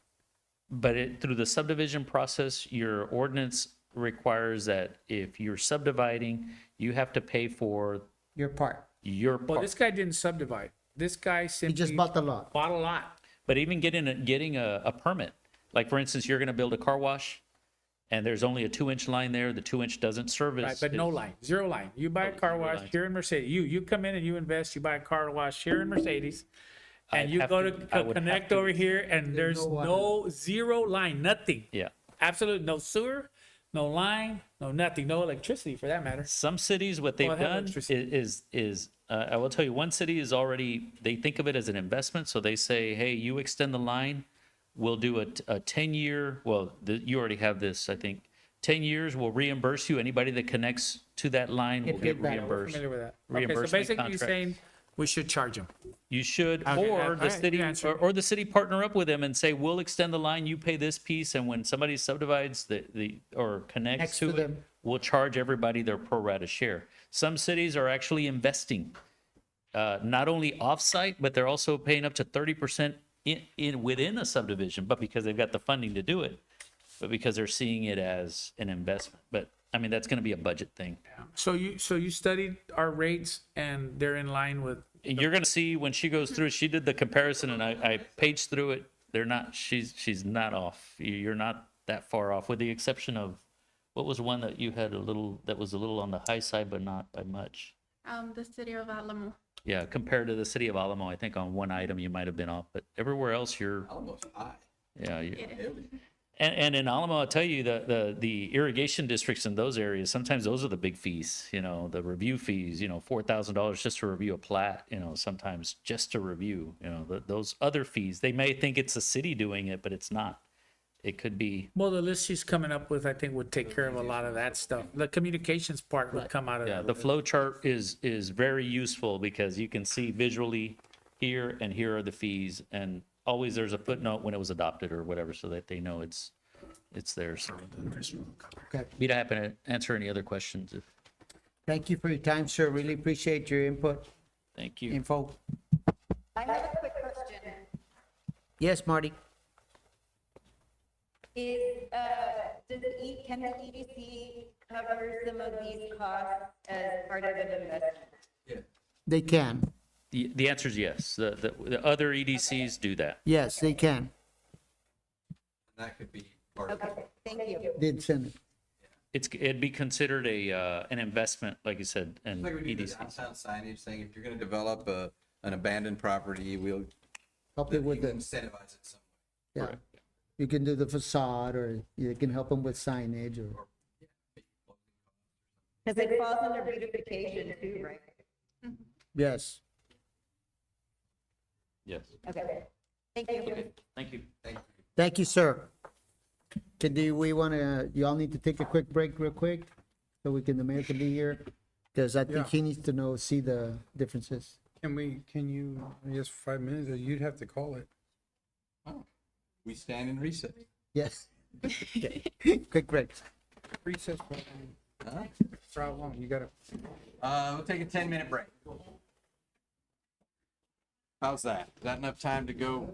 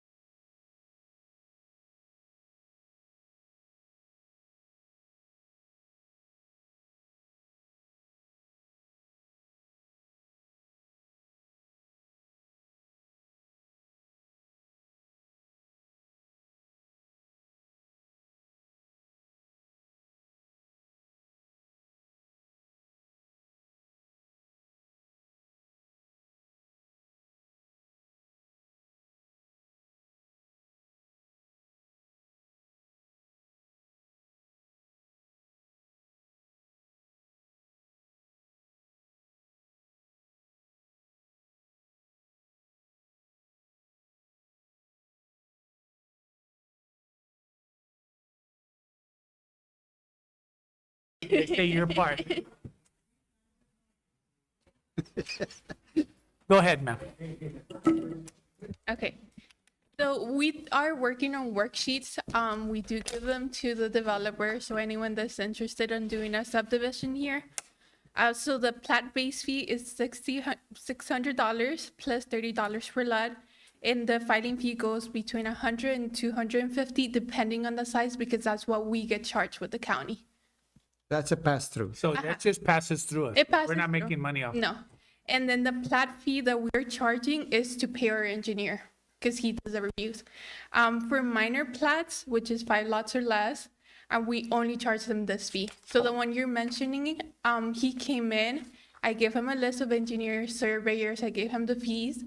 The only problem he has is, he saw all the comments from the engineer, and I don't think he understands it's just minor comments that he needs to finish. But the 7,000 they're charging him is the engineer. It's the engineers. Yes. But it came, I guess, I'm assuming it came out of working with us, so he assumes it's us. Yes, but we're only charging him 760. That's it. And we'll file the plat with the county. He doesn't have to do that. Awesome, thank you. And that decision was made by you all. So we don't charge him parkland fees or anything. It's just a 760, and then that's it. Perfect. And then he moves on to put the water meter, but that's with the water department. It's another one. Next. Well, but I think, I mean, the point the mayor's been trying to make is that even if they're having to go to the water department, I think they all need to be over there also, so Yes. that oh, go over there and get whatever they're gonna charge you. I think if you already know what that looks like, or if you don't, you should get a flow chart from them also and say, We here's have the one water already. department. Our goal is a one-stop shop, right? So the paper, it's not, this is ours, that's the water department, this is the fire marshal. It's, if you're gonna deal with the city of Mercedes, that's what our goal is. Yes, sir. We're this close. Are you, If we have it. you're not able to make it a little bit bigger for us old people? Oh, well, I can see it better over here. Go, you're fine. Yeah. Well, I went and got my glasses. I'm still roughing it. And then before a subdivision goes into. Okay, do you have it in the handout? You have it in the handout. Yes, it's the first one. All right, okay. Mayor's here. Which page is that? Even Page smaller. 16. That's not gonna help me none. 6B? Oh, there it is. This is big, yeah. No, I think it's over here. Oh, okay. Yeah, we're all getting there. It's behind 6B. Ah, okay. There. Right. Oh, I can There you read go. that one now. That one's easy. Go ahead. Okay, what's next, ma'am? So the subdivisions fees before construction starts, we charge them upfront. We used to charge them at the end of the subdivision when it was finished, but we were having too many problems with developers not paying. So they kept complaining we were delaying the plat when they were the ones not paying the fees. So we charge them upfront, and we have the money upfront for all the material testing, and then we don't have to worry about that at the end of the subdivision. Honestly, it's not only good because of collecting, but that would have avoided my problem of having to come in over and over and over again. Great idea. So we do charge them $100 for the pre-construction meeting. The parkland fees are $500 per lot. We charge $608 per lot for water That rights. parkland fee, is that what we call the park fund? Please. Yes. The park fund, right? And then the inspection is 3% of the engineer cost estimate, and the testing is 3.5% of the engineer cost estimate. That pays out the material testing. We usually don't keep much of the money. If anything, we'll keep $500 extra. That's what material testing costs, because we have to use a third party.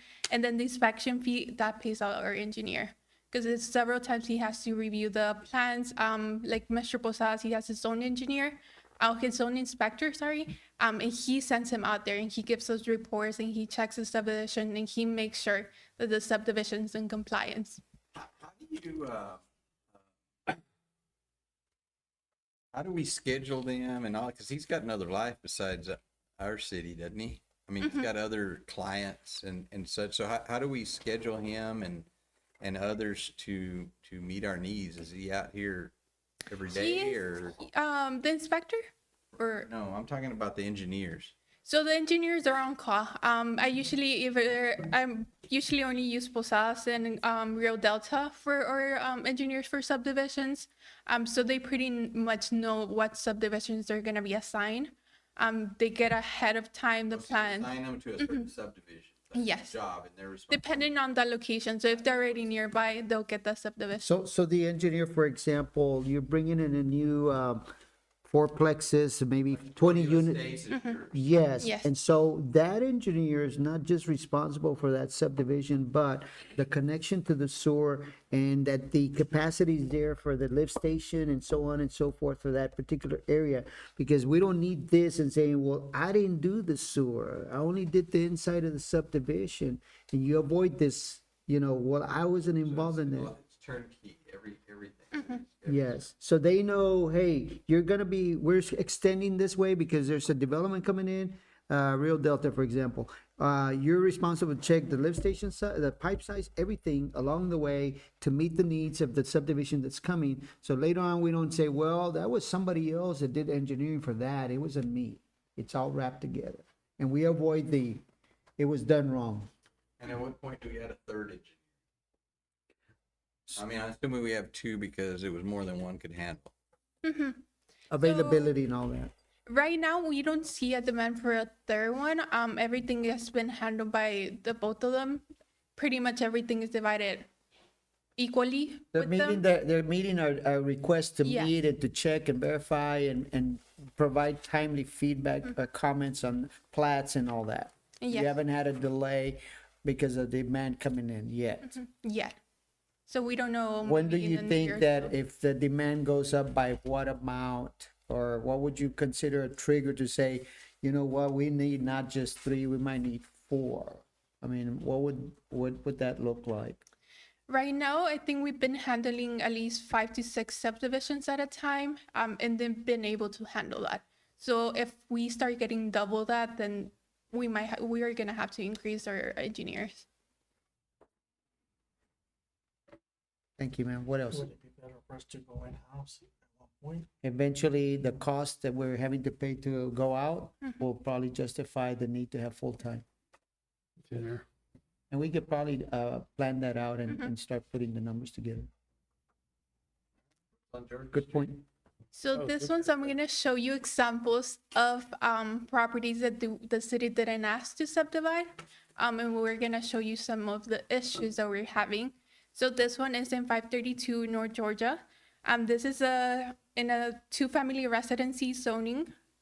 They have 4 apartments, 2 duplexes, I believe, and then the other ones are just single houses. So it's 4 units in one single lot. There's no parking. They used to not have a water meter each unit, so we forced them to have Separate meter. separate meters, but they still don't have parking, and the parking is on the street. So this is one of the examples. We didn't ask them to subdivide it. We just issued But it how long out. ago was this? Not that long ago. I think possibly like 7, 8 years ago. So this same owner that built this, he was known in FAR for doing this and finding the loopholes. So Alvaro knew of him. They're not even the owners, they're renters. Uh-huh. So the owner renters already are sold having the to park on property. the street. Now, what loopholes can there possibly be to being able to do this? So Oversight. I don't know how they approved it back then because it's only 2 But if single somebody families. approved it, Somebody approved it. Someone let Variance or him something. have it. Or they so just- we or would, we they won't, just- we wouldn't allow that No. currently. No, Okay, sir. Sorry, go ahead. No, I mean, they just do it. And if nobody objects, then you get it done. If you issue a water and light, then that's all they need. So there's currently 4 meters now, but there Yes. used to be 1 meter for the whole house. And they have no parking. Well, and if they're renting, what do you think happens when one leaves? What do you collect it from that rent? I think what may be the case here is that the way things had operated prior to this commission and so forth is just kind of like the Wild West, or you could say it in that way. And now it's like, now we're seeing the downside of that, right? But I'm glad that you guys are kind of on it because I was looking at the next one over on South Washington. I know exactly which one you're talking about there. So tell us about that. This one is also, they want to have a fourplex. They have been trying to sell the property for a long time. There's another investor that came in and he wanted to finish out the fourplex, but then again, he doesn't want to put a parking lot or any type of driveway. Don't want to invest.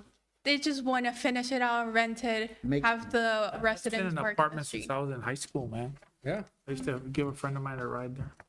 Wow. And they actually were doing work without a permit and it was not in compliance with the codes. Yeah, that's what I was gonna say, because last time, well, I mean, it looks better now, but not too long ago, you'd walk by or drive by and it was pretty bad, man. People were living there and then they kind of question, were they really living there? Were they not? So, but you say, I mean, have they been caught up with compliance? Or are they still out of compliance? They're still out of compliance. So they're trying to sell the property as it is, and they're saying this is a fourplex, and that's how they're trying to get investors. They have reached out to us and to Alvaro, and Alvaro had let them know all the requirements they need to meet up to code. So that is why a lot of investors back out. We wouldn't issue the occupancy permit until they comply. Well, I mean, to your point too, it's like, I'm looking at it from here, like, well, where do you even park? Where do you, like nothing is, oh man. Next. 725 South Missouri. This is a 7-apartment building with no parking. And they have also tried to come in and there was a person trying to buy the lot and he wanted to reopen the apartments, and Alvaro, we denied it based that they have no parking. And the inside is also not in compliance. Has that ever been occupied? Yes. Oh, wait, I'm looking at the wrong picture. Used to be a college. No, okay, I'm on the wrong. That's the old San Jacinto College, right? Is that the San Jacinto College? Yep. Next. And this one is Famous building. one of the ones, they have to go through a minor plat. About 5 years ago, they came to the planning department and they got a permit without having to subdivide, to build apartments. They didn't finish. So once he came back, possibly like 6-7 months ago, they resubmitted for the permit so they can renew the permit. But once you've been past more than 6 months, you have to reapply, which means submit all the paperwork again for us to approve it. So that is where we got him and we told him, you're not in compliance with the subdivision requirements and you're not in compliance with the building requirements. He has to go through a minor plat. He does not want to go through a minor plat. We've been going back and forth. He does not want to put the street. So he just wants to leave the street as it is. We've been arguing with him with the parking lot because he also doesn't want to put a parking lot. You can come back later and ask us. Yes, sir. Like Chacoma. So we've been fighting back and forth with the street because I think the fire marshal also required him a fire hydrant, which he did not want to put either. And that was the question that I don't believe that's ever been occupied. It's been under construction for 5 That was years. supposed to be, It looks weird, just. that out was there. supposed to be a high-end apartment complex. When I was on the EDC, we helped them do that thing and then something went wrong and it fell apart but it was supposed to be a real high-end apartment complex. Oh, okay. I don't know what happened. I don't know how. I just, every time I pass by there, I freak out. Because it's kind of like out there by itself. Taxes and insurance and everything else and never no revenue, like Just in there, yeah. just sitting there. Well, And hold your- he hold your- also doesn't want to give us any easements, which if we don't make them subdivide, then we have to pay for the easements later on. If we want to expand the road or put utilities. You don't have to tell it twice. Next. So here's the fees from all the other cities that I found on their websites. So Mercedes and fee comparison with other cities, we are mid-range. We're not the highest, but we're not the lowest. The thing that helped us is that we don't have any impact fees. So that lower the cost for development. In the second, So the next- question right now, will y'all be okay for impact fees going for new development. development? What does that look like? What is, like, let's say they're building a So, 50 lot subdivision. What is that? so the impact fee targets how much are you gonna generate that impacts the sewer plant, for example? Right. How much you're gonna generate that impacts the water Water. consumption, right, Jonas? Yes. Yes, sir. So essentially, when the study is done, an engineer will come up with a cost. How much does it cost to improve the whole water system, separately the sewer system? And based off of that, it's divided. So, for example, let's say it comes out, let's say it's $12 million, right, for water and $10 million for sewer.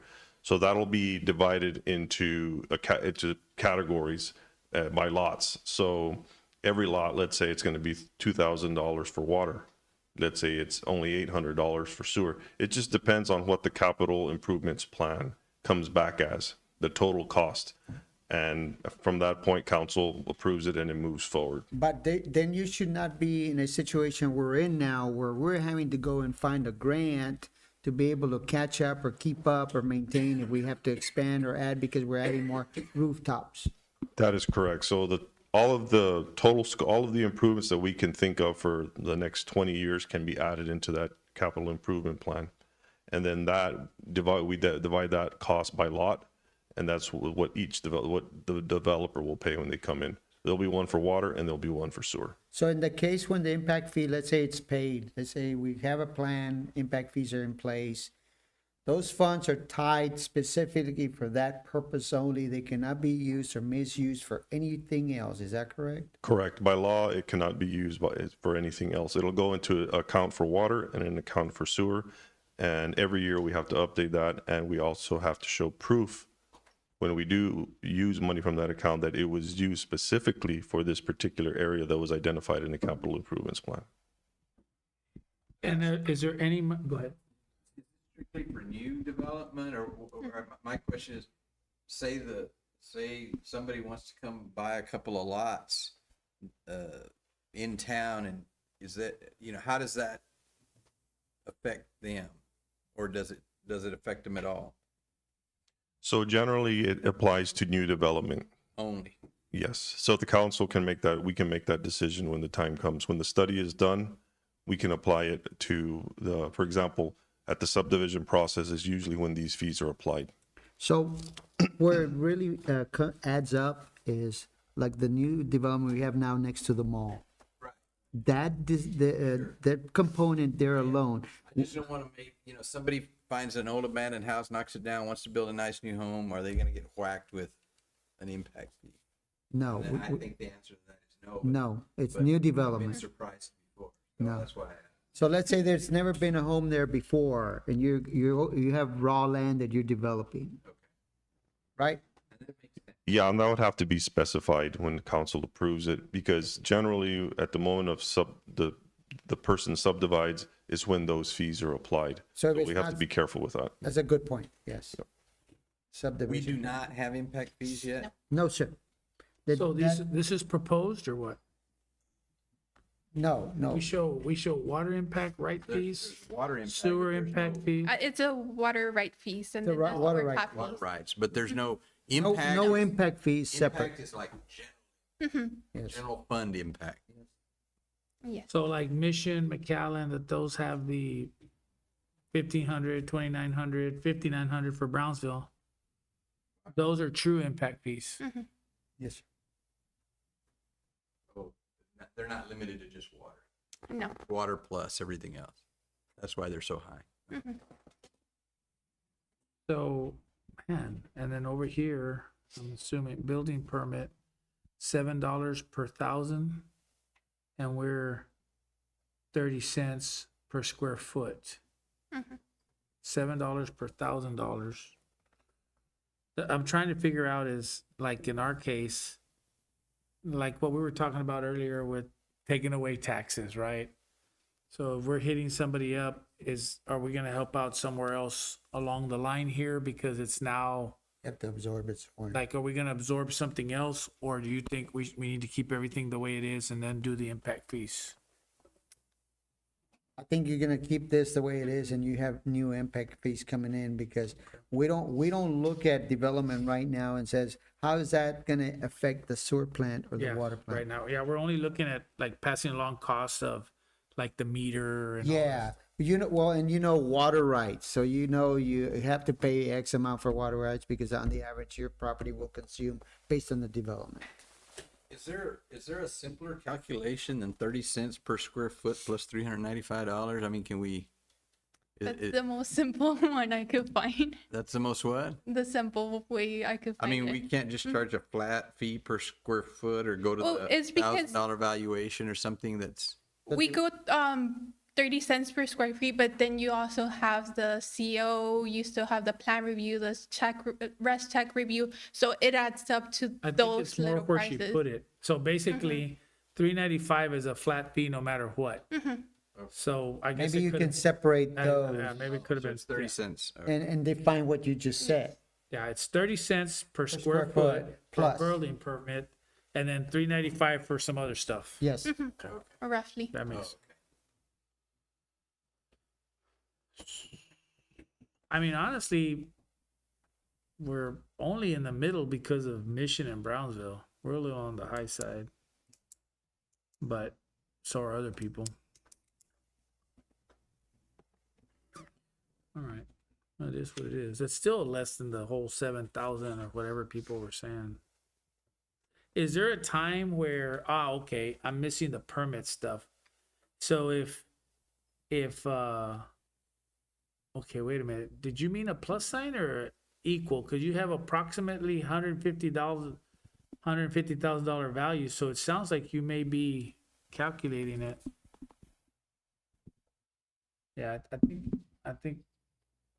think that's what you're doing there. Let's see. 150. Hope I don't make myself look stupid here. Times 0.30. 45,000. I wonder, so that doesn't make sense. No, How but do I- that's approximate a value you're referring to.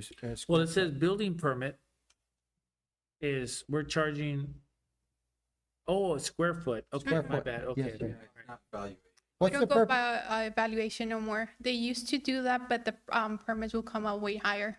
Some cities still do it. So 30 cents is cheaper. It's cheaper. We're just going off the standard on the ICC. On a So whatever 2,100 the- square foot home, which is about average, it's $630. Roughly. 395, right? What's that? Plus Plus the the 395. 395. Yes, so it's still under 1,000. Yes. Still under 1,000. Into that. Things are looking up in the city of Mercedes. All right. Right. So we're looking at about 43.95 on a 21.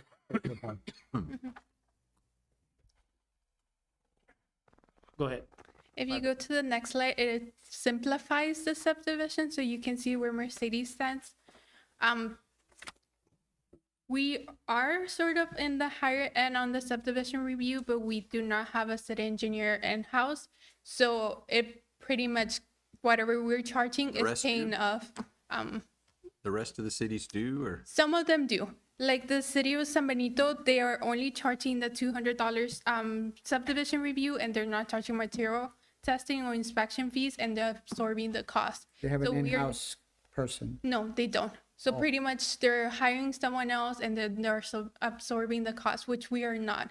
So everything that we collect is pretty much paying the material testing with the engineer. We only are keeping the water right fees and the parking fees.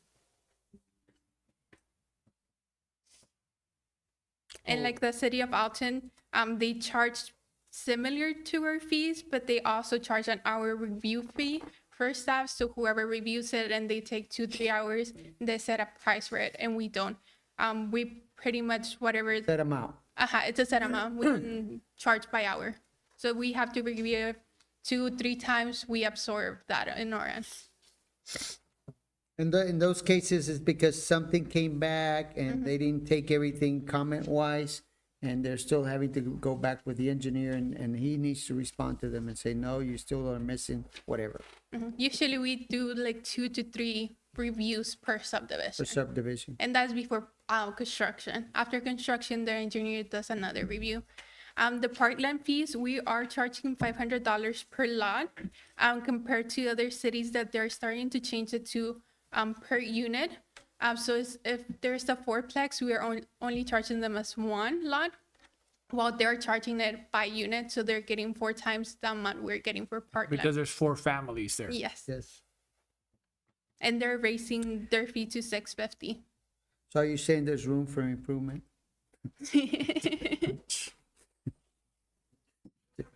Just putting it. All right, what's next, man? And then the building permits, this one, I'm comparing them just by this, per square feet, the price. So we are, close to where the city of Primera is charging, the city of San Juan is charging, and then the city of Alamo is charging 2 cents more than us. And then you see the city of Donna, which is, a little bit lower than us, but then those impact fees is what affects, those developers and investors. They also charge for parkland fees. So even if you're building in the original town site, and you're building a brand new house, you still have to pay $150 for parkland fees. So it adds up at the end. And also, Alvaro, it is 24/7 with the contractors. This week he met with a contractor on site, and he was surprised that we were out there within 20 minutes from the phone call. He called the office. He mentioned this, like the city of FAR, the city of McAllen, the city of Brownsville, they take up to 3 to 4 days to do an inspection, and we go in with that same day or the very next day. That's a big change, because we used to take a long time, so. that's Well, it good. used to be after hours or on weekend, and if he missed you, you would have to reschedule and maybe the following weekend or. And we do have a reinspection fee, but we hardly ever use it. This reinspection fee is $50.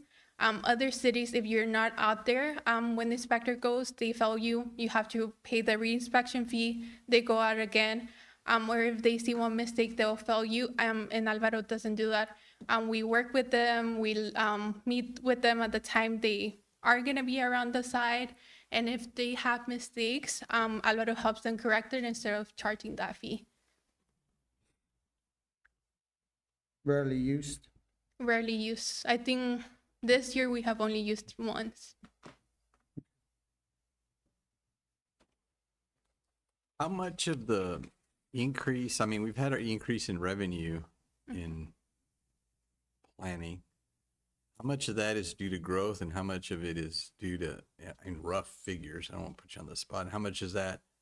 I mean, you can have the same price for a product, you know, and if your revenues are up, it's either you're selling a lot of it, right, at a low price or a reasonable price, or else. You're growing. Right. Property valuation, tax evaluation of your house.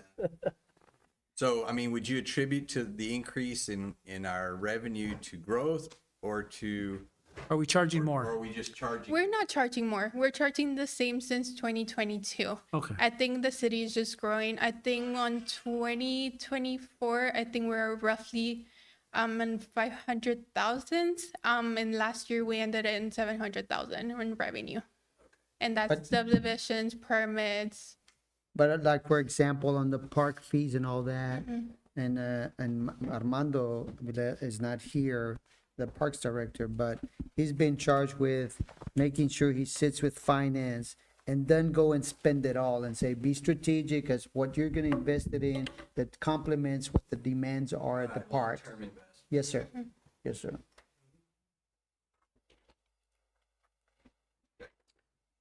All right, Doing great. next. Far so good. Hey, we're not Keep on over, going, it's not you got it. over. We're not done yet. 60 more pages, but I know Mr. Perez wanted me to mention the water extensions. Since we're annexing properties, we are gonna have to be extending water to these properties. This one, And this is is our examples of the cost that are going into these areas because development's coming. These are not small numbers. I'm sorry, go ahead. The first one we have is Camino Real Viejo. We do have a Camino Heights subdivision coming in. It's 22 lots townhouse subdivision. We do not have water there, so we're in an interlocal agreement with the city of Weslaco, but it is our CCN. I know we've been looking at possibly getting grants for this and expanding the water that way, because it's money we're losing to the city of Weslaco and also the city of Weslaco. Last time we talked, they were already at capacity on water and sewer, so it's harder to get an interlocal agreement. So we have to push. Before, we used to have the flexibility, they have water, but now we're at a point where we need to take it over because, Now, We need to take it back. yes. So 22 lots, if we were to charge impact fees the way we were proposing, what would that be? I Water think it's roughly about 600 to 700 total, per $600? lot. Oh, per lot. So how do they get water now if we have no water line there? Because there's. It's the city of Weslaco Weslaco. water line. Water's at capacity, they're saying we can't do it anymore. So But they were- interlocals, 3 years ago, they were fighting with us not to give it up. Yeah. 5 So we years. have an interlocal to support it for now. how does, and maybe I'm getting ahead here, but like a project like this, how does what we just entered into in the PUA fit into something like this? Since the city of Wesco and Mercedes are part of that deal, or is that completely different? Yeah, the line's not gonna make a difference, but the water production, Wesco would probably have enough water to do it, and we would too, so it would be a moot point. But it's still But our the putting responsibility out for the the line. line, right? No, we could do it through the PUA. We can do the line, that's what you're asking, you can. Well, I was just curious. I mean, with something like this, where this project is going, because this, if we could save the money, right, or whatever, because we still gotta fix their road over there. But I'm just curious how it all fits in now that we're kind of partners in this new venture. Put it to the right? test. Put it to I was the just test. curious. Send it to him, tell him, hey, what can you do here? I'm looking at the member of the boards. Wrong guy. The president, I think, if I'm not mistaken, so. El presidente. No, I was just curious if how that So that's all dynamic part of fits it. in. You So know, what I we mean? should, that should be a conglomeration for grants, for extensions, for infrastructure, all sir. that stuff. Okay, next. we also have Camino de Verdad that we are needing to expand the water line over there. Right now it's an interlocal again with the city of Weslaco. But there are capacity, we need to start looking at providing the water services to them. Mile 6, this is mile 6? That's on Camino de Verdad. Southwest side, That's the one on the north, south side. yes. Now, I don't know, is this cost include crossing the irrigation canal because they're Yeah, expensive? both of them. I think Ivan estimated roughly about 50,000. Yeah, they require a permit to allow you to go through. Are these in priority order or are these just wish lists? or- No, they're not wish lists, they're needs. We have to do it. We're allowing them to grow. And I'm thinking about that in the context of areas where we expect growth, you know, along the expressway. I think the message here is we can keep on growing, but on the back end, we gotta be forking out some cash. Right. Yes, sir. Problem. Yes, sir. So next one is growth, right? The one on mile 6, yes. So we annexed Blue Bunting, which is on mile 6 north. But we also have to provide water services as per our CCN to those properties.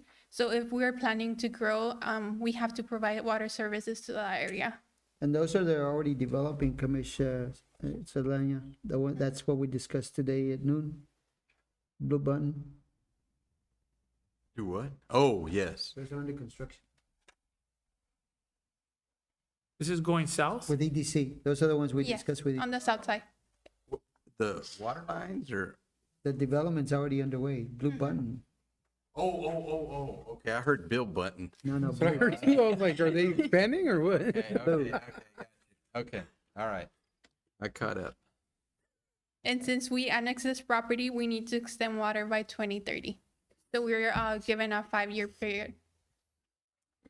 I remember when 2030 was. It's just 4 years away. Mañana. I think I had brown hair when I thought that. Next, The next one is Business 83 passing Mile 1 East. That properties are also in our water CCN and we have no service. So to extend, we need to extend the water since we annexed the pallet warehouse. So that also needs to be completed by 2030. I mean, so I'm assuming there's more of this that we're just gonna add together, right? yes, sir. The rest is sewer. And we're looking at probably, what, 5-6 million? Yes, sir. But I should mention that we can, impact the site. Well, so I was thinking that, but I mean, it's probably gonna be enough for the 20% match. It's not gonna pay for the whole thing, right? But if we go out for a grant, Yes, if we go out for grants on this total we put in all of expansion, that. yeah, that's the only way, man. Talk about shit. All right, go ahead. And then the sewer extensions, we have the sewer extension to Maryland. This property is inside our city limits and they haven't had sewer Have before. septics. Praise God, they need that. That's Long overdue. How much is that one? I didn't see. 11, 11. which is considerably less than. It's still a lot of money. Next. The next one is the same one for Blue Bunting, but this is for the sewer. And once we extend that sewer that way, we're gonna open all that area for development, which we have gotten interest around that area, but since there's no sewer, that's where investors get a little bit iffy. I know Medlin and Hunt were thinking about doing an event center out there, but the problem was the sewer expansion. That's going all the way to the pallet warehouse. No, this one will be going all the way to the Blue Bunting. I gotta go see this blue Benting because I don't know what that is. That's the project Little- from Garcia's that came in. Oh, okay. watch. Bird watching area, yes. Or they call it bird hunting, no? Yeah. Watch. Pay your bill. Oh, I'm sorry, wrong season. East. Game warden's watching. Yes, sir. All right. Next, The next one is to the pallet warehouse. We also need to be extending sewer to them by 2030, but it's also in our sewer CCN. So once we expand the sewer, we'll be opening that area for development as well. Right now, they're all using septic tanks. This is mile 1 east going south, correct? On the south side going east.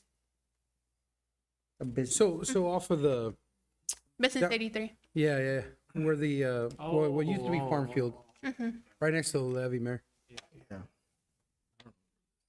No, I thought it was, North and what? 2 west? 2.5 west. Okay. Oh, no, that's slide. Yeah. That's right there, those apartments. Going to On the look next at one. it. Yeah, mile 2.5 west. Those we're getting a lot of interest from developers that they wanna develop around that area, but then our sewer doesn't pass the Herencia apartments. So once we extend all of that sewer line, we'll also be able to connect the city of West Local, maybe into an interlocal agreement, which we can also get some revenue through there. some of this growth in those areas is gonna require drainage too, man. Big So, time. so the CCN is Westlaco there? It's our CCN, but across the street is West Laco, and I already know they're trying to connect to our CCN.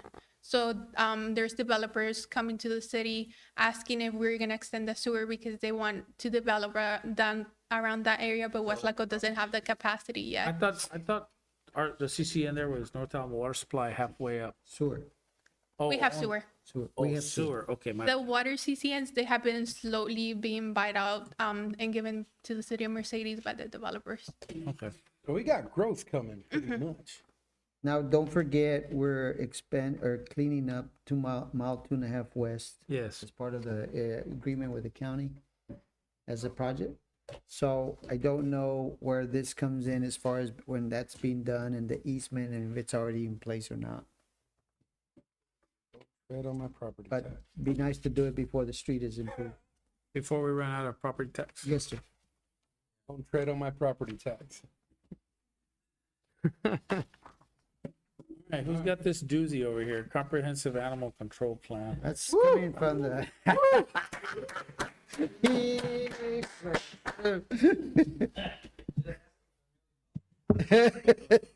Nice.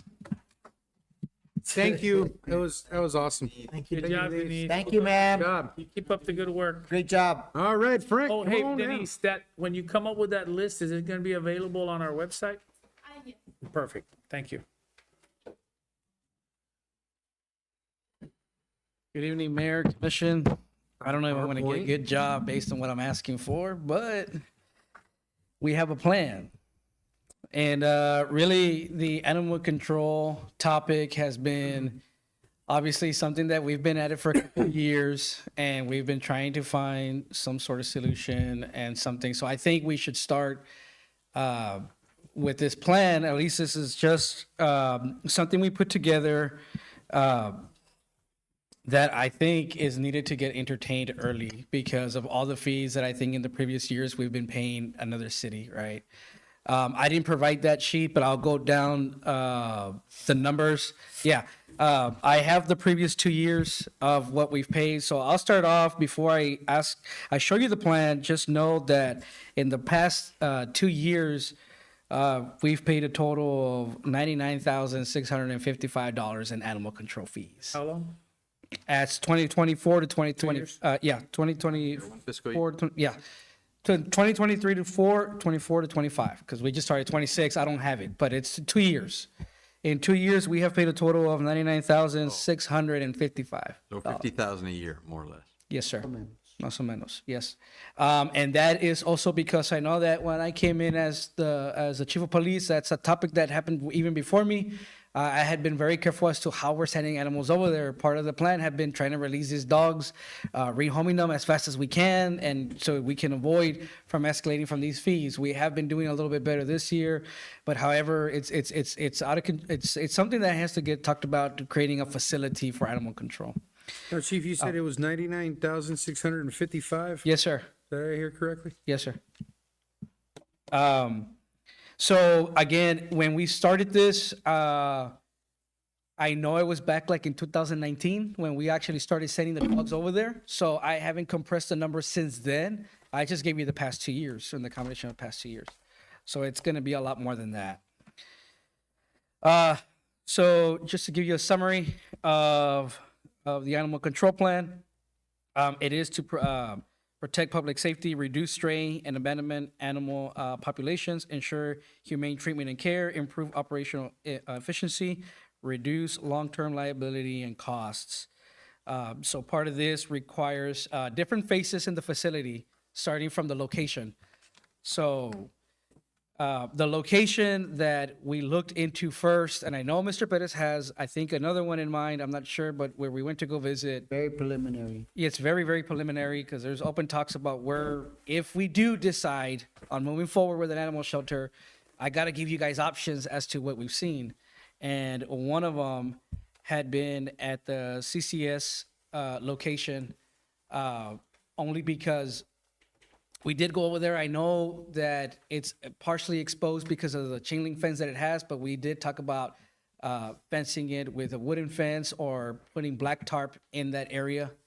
But I think that's where the old one was at, right? Yes. yes, and the thing about it is that it's got everything ready in a sense to start building. It's got your sewer, it's got water, it's got everything already ready. So that if we were to Except the decide to road do is that, passable We would all have the to time. pay- yeah, the we road. would have to do the road, and I know Mr. Pettis brought that up to us that would have to be an additional thing because there would be a lot more traveling now Yep. from the general public. And you don't want to animal get stuck control on guys Does uh, it belong to the city? to be going over there. My understanding, part of it belongs to the county. Probably. Prop- What we can. What we have can we find done out. with Caliche in the meantime? Good. We've already tried, man. That place is, I don't know why. I think it's a sinking basin because Well, I mean, me and even Mondo they been, even pressed it down the last me, time. And me it's and Mondo been driving it through it like since for It's years. a little The thing is rough. that there's so many trailers that go through there Yeah. because of that, Heavy It's not stopping anytime soon. It's gonna have, No, to. It has to be. Valley planned. dewatering is big Well, traffic. they had, you remember back when we were in high school, it was caliche, no? For a long time. And then I don't know what ended up happening, but that road was It's worn- caliche. it's worn out. I left the A-frame. We've been adding more caliche. Oh, it's We just worn probably need out. to do more caliche every year because it didn't have much 2 years ago. It's not a big stretch, man. If we're gonna do a project like that, you need to think about the Yes, sir. blacktop. Paving it. Make it Yeah. professional, yeah. Yeah, because part of just building the shelter itself is not just building a facility for just aggressive animals. I mean, you have to create your adoption process. Yep. Citizens would have to be traveling there, either registering Drop their off or animals. pick up. That's part of the plan here as well. Constructing a facility big enough to where animal control can actually have an administrative office for them there, where they can be registering your dog. They can be tagging everything that yes, from the vaccination site. Yes. What about that lot next to the fire department? Too small. Well, only because I'm under the impression, wasn't the county gonna probably drudge a little bit more off that area? Or are they pretty much done? Because I thought they were gonna expand a little bit. Well, we 'cause would have talked to about that a knock, few years. there's some old structures, not only the,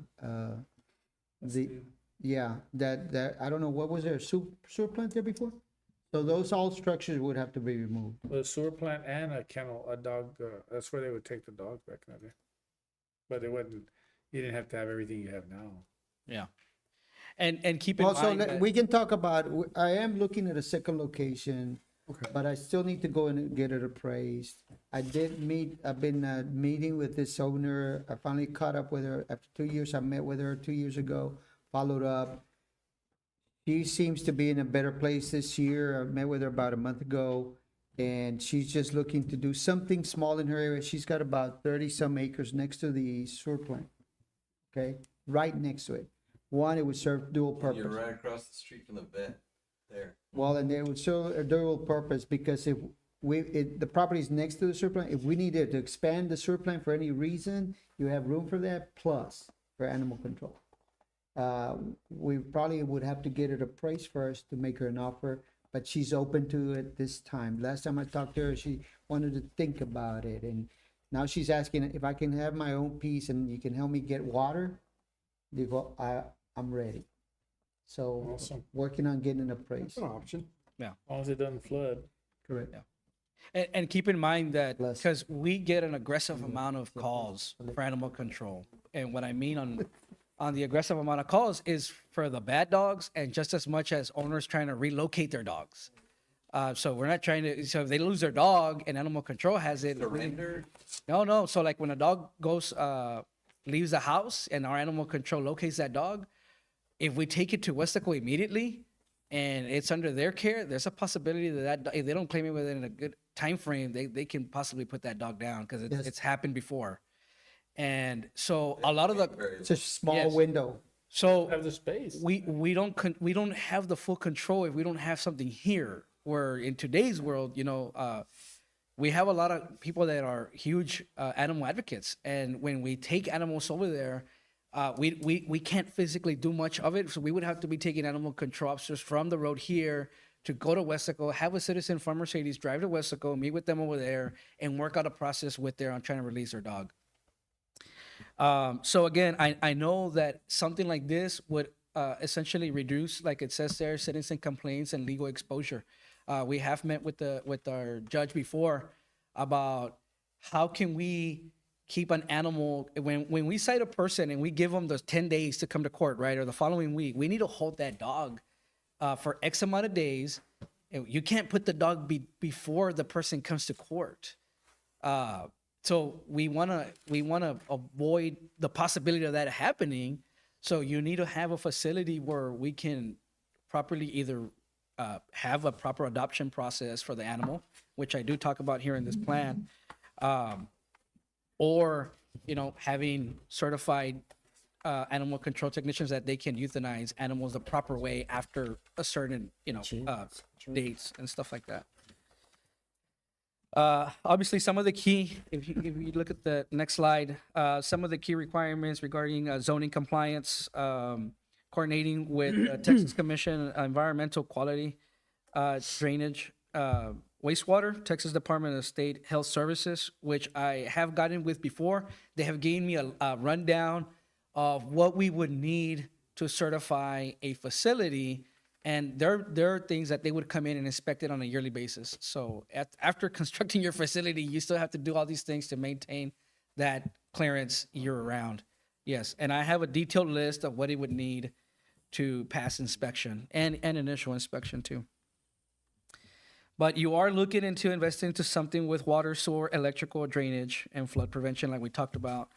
When we get started, we're looking at, for site work, we're looking at land clearing and grading, access road, like we talked about, and perimeter security fencing. The kennel construction, I did go to several different animal control shelters to go look. For the most part, these things, what I learned is that they got to be very well custom made to your facility. And they got to, I mean, they're not, I went in thinking, yeah, I'll buy kennels and I'll put them there. These things have to get welded in and they gotta be professional. Yeah. I mean, you're going to be dealing from the smallest dog to the bear looking dog. So you're going to be dealing with everything and they got to last you, they got to be a minimum of 6x6. That's what I learned as well. Rust with all the urine and everything, it rusts fast. Yes. So he's right. The maintaining of these kennels, that's going to be another number. So the way you construct these kennels is each of them have to have their own little drain where after you clean them, because you got to clean them constantly. The last thing you need is to expose a good animal that, is a home animal, but he's lost and you put him in a kennel as such that you don't keep up with, and that can be a problem. So we're looking at about roughly 20, 30 kennels, to be honest with you. Right now, I did some purchases for more of the portable kennels. And even then, that's not enough. So we're looking at a rough number on neighboring cities. And to stay somewhere in between, you're looking between 20, 30 kennels. I know that when I went through this plan with Mr. Perez, I mean, we went all the way to maybe 40, 50, just depending, because you're not just talking about dogs here. You're talking about animals in general. Well, the biggest problem is we don't have no place to take cats. Exactly. So we've got a huge feral cat problem too. Because we're catching dogs. Yeah. Yeah. And, this facility would essentially also shelter the cats. It's just because if you do a program on how to properly adopt the animal or dispose of the animal the right way, the legal way, right? Then nothing says that can stop you from housing cats, from getting cats into our facility, which we get a lot of calls from our citizens. I think and it's in here, so I'm not bringing up anything you don't know about, but I mean, I think it's something that needs to be done, whatever. But, and I'm sure there's probably some grants out there for that stuff as well, right? It's $1 million, but I think the most important part, in order to keep your numbers controlled so you don't have to increase the size, and we should already start it, we should fund a really aggressive spade and neuter campaign for both cats and dogs. Because on the cat side, you get a benefit and you don't piss anybody off because you're releasing them back into the wild, so to speak, but you're they're feral, you're treating them, putting them back out, and we don't have to worry about that one producing 9 cats again, or another dog doing 6 cats. So, I mean, dogs, and so little by little, the numbers will come down and we're not killing them. We're not sending them somewhere. We're not paying. I mean, we're paying, but it's a lot less than what we're paying over there. The only thing is that you guys need to get really aggressive in putting them, tranquilizing them so that you can, I mean. Well, part of the plan does include voucher-based type of outcome for the spay and neuter, is partnering up with organization where we can But the provide. voucher is more for like people who have dogs and they can't afford to do it and then they release the dogs. That's just one. Right. I'm talking about us aggressively going after the ones that are already cut loose. Right. Not those. That's a report nobody one too. can- That's- Right. Yeah, that's you're Yeah. getting them coming south. We need to get them going north, and diminish that number. Otherwise, this thing will just get bigger. Oh, anyway, there's a place to take them. We'll just take them over there. Right. I'll grow it then- very quickly. Yeah, you've got to diminish those numbers, and even to the point, Chief. I don't know what you're gonna feel about this, but you should send some of your officers to school on tranquilizing And if they see the dog right there, they can put them, get them right there and then call the animal. control. License to euthanize. Well, we already, used right? to, in the previous Back in city the old where I days, I worked, was we gonna did tell that. you, a long time ago. We did that. We did that in another city where I worked, yeah. Yeah. We would, Didn't they already get licensed for euthanization? I'm sorry, sir? Didn't they get licensed to euthanize? One did. Yeah, One did. one So it's did, a and start. I'm working on the other, and there's and I also learned that these certifications don't come very often, and then they get packed right away because every city's trying to get all their animal controls in there. So, At the end of the day, euthanization is probably the smallest part of your project. Yeah. That's gonna be the littlest one because you're not gonna euthanize, the dogs have to meet certain criteria, but again, going back to, I think you need this, I really do. We need to manage the numbers before we even do this to get a true number, so that it's somewhat under control. And then the other one is, I think you need to expand your ability of who can address the dogs, because I'll call you guys and I'll say, hey, there's 3 dogs here, and within 5 minutes they're somewhere else, and especially the way they move. So if the officers see them and they can take action, I think that would go a long way too, right? yes. I don't think you can hire enough dog catchers. This type of facility should be made like at a center block. The ones that I've seen, I mean, they're pretty well made. They're also insulated because these dogs, you gotta treat them humanely as well, right? Like in a sense that when it's cold and it's too hot, you can't just have dogs in cages outside. You gotta house them the right way. As per the code, anyways, they're not gonna pass you if you don't do that. So Yep. other cities have had to invest in those things. In housing them with rooftop and everything. I mean, they have to have a good amount of air. I've seen some that are inside, and I've seen some that are essentially outside, and they got vents coming in and things like that. So, I went over that they have to be a minimum of 6 by 6. You have to have solid dividers. There has to be shade and insulation, like I covered right now, and they do have to be separated. Your males and your females, obviously. You have to have your males on one side and your female cells on the other side. Then you have to have a quarantine side as well.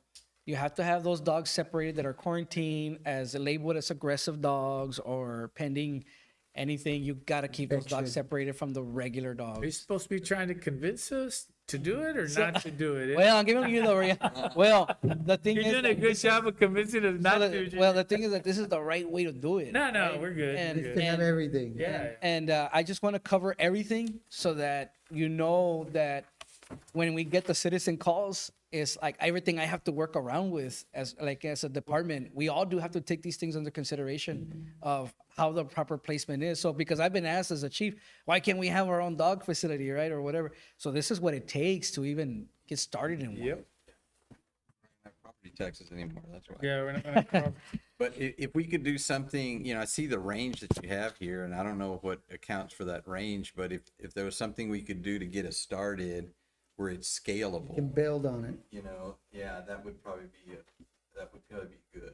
and that's why, to your point of the scaling part is, I think if we take because I'm assuming that you came up with this number from measuring how many dogs you take or animals you take Westaco, right? On average. So that's why I'm saying, let's say that you're averaging for a need for 40 of these, and for the next 2 years while we're building this, we take an aggressive stance towards spay and neutering them. Forget about, offering opportunity. You see it, you know it's feral, you pick it up, you take him, you spay, you neuter him, release him back in, and we're back to where we need to be again. And start lowering the number so that eventually that number diminishes and it's more controllable. But I don't know that we have the money for that, but did you find out how much it is to spay or neuter? I didn't get an actual number other than what they charge individually. It's because it's an extensive surgery and everything. When I went to the Animal Westaco clinic, they were willing to give us a flyer. They did at that time give me a flyer of what they charge the person privately. 75. I was gonna Go in say, there, you're talking about almost $200. But how much is it per dog to take to Westaco?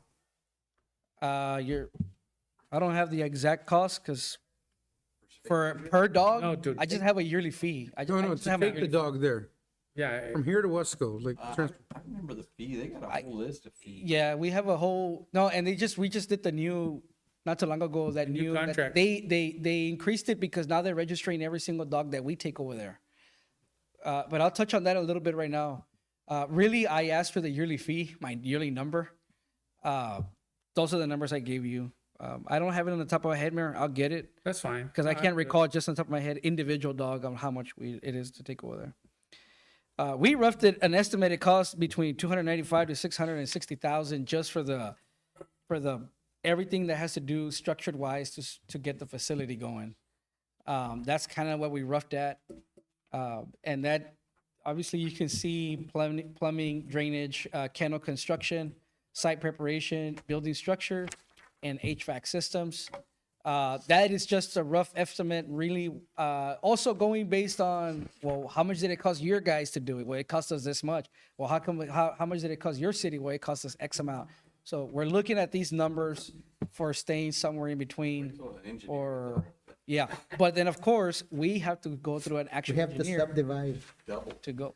Yeah. We have to subdivide. $7,000 just to subdivide. Yeah. These are the hope I convince you numbers only. So And operation, what's your estimate for operation? I thought I saw it there somewhere. Next, 130,000 a year. yes, right? sir. Looks pretty fancy there. It even has red and pink for the males and females. there you go. Yeah. Blue and pink. I was gonna say, And we're inclusive, multi-purpose right there. There you go. So In Asia. So you're gonna have larger animals. You might have a horse. You never know. well, I A tell you, kangaroo. yeah, kangaroo. Hey, there you go. Well, it's very comprehensive, chief, honestly, and That's good. that's good, man. It's what we need to know. So it's just to let you know, it's not so much that I want to overwhelm or anything, but I think that when people ask about why can't we have our own facility, well, we can, and we've talked about it and we worked on it, but it's just not it's not something that you flip a switch to and say, let's bring our dogs here. Well, okay, I'll leave it. Now, I know that like citations, our citations, ever since we got e-citations, our citations have gone up drastically. And that's a big number that municipal court has gotten. This can essentially work when we can cite and release and do stuff and really compress our fees to staying here. It can, I don't want to say that it can pay its own, but it can contribute Defer some of the to, cost. yes, it can totally contribute. Especially the operational cost. Take a bite out of it. Yes. All right. But again, I know that the animal control program is one that has been out in the works, and I just want to let you know the numbers, what we paid of another city to get this. I like that facility, man. I just don't think that the capital or the citizen collection station is gonna be enough room for what you guys are proposing with that. Might Just have, if they take over the whole area, not share it for Yeah, anything. Might have to end but I up mean, in the there. area was just, I'm sorry, guys. I mean, we've been dealing with it since KMB and it's just terrible area, man. Like, you know, I just, something like that to me should be somewhere where the public can see, man. You know, like, I don't know if out there and then those 30 acres are probably it, maybe. But that's a really nice facility, what you're proposing. I don't know that the citizen collection station area is going to be good for that. Like, I mean, I just wish we could have it somewhere in town if possible. So we did. Only, Valley well, idea. only because, Good, easy to get to, accessible. Yeah. and and here, you know, I mean, we could even get fancy with it.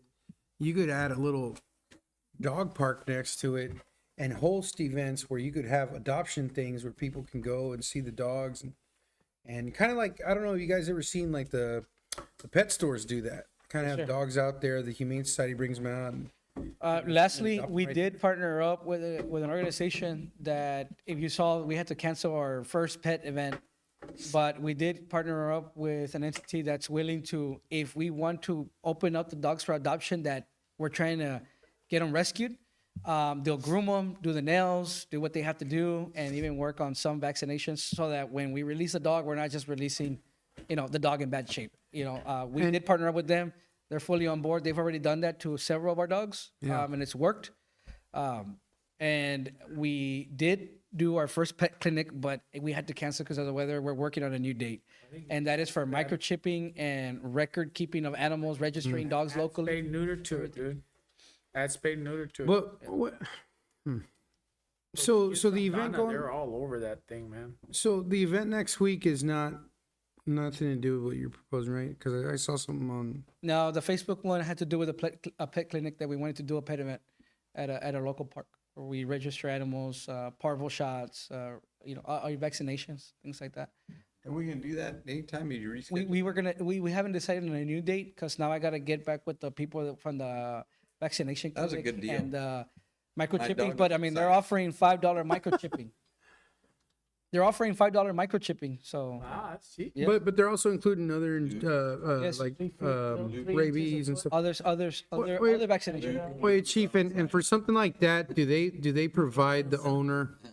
Yes. Do they record- provide the owner with a record They or provide something? the owner with a little pamphlet of record. It has a sticker. real It has everything there. professional, man. Yeah, and microchipping, they'll give you a pamphlet where after they microchip it, they register. They put all the owner's information of the dog, and it all gets stored. So, so there's no time date when you're gonna bring that back here?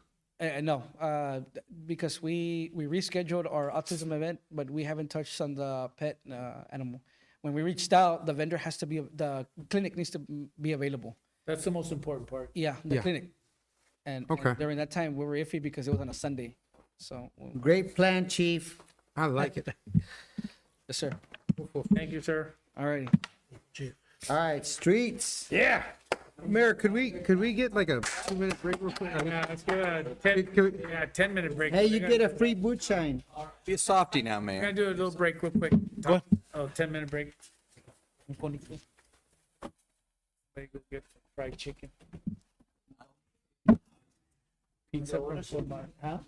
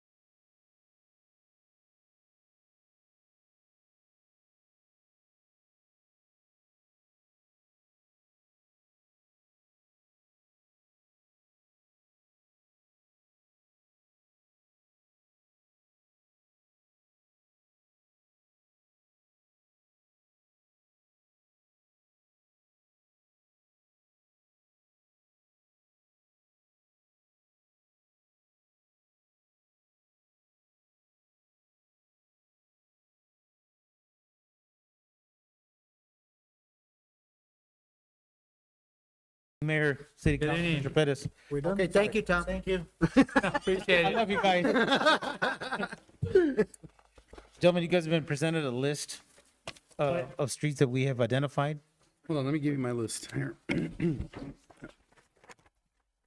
For UC, for funding.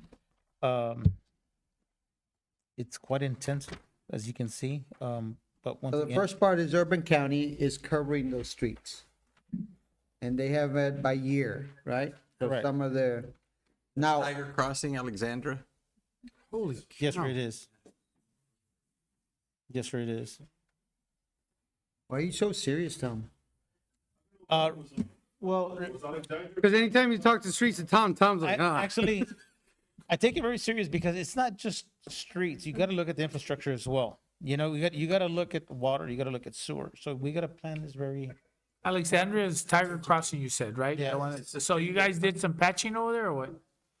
yes, sir, indeed. Oh. Mostly But patch. still, it just needs No, before it was like craters there. redone. Oh, yeah, absolutely. Navapiolo.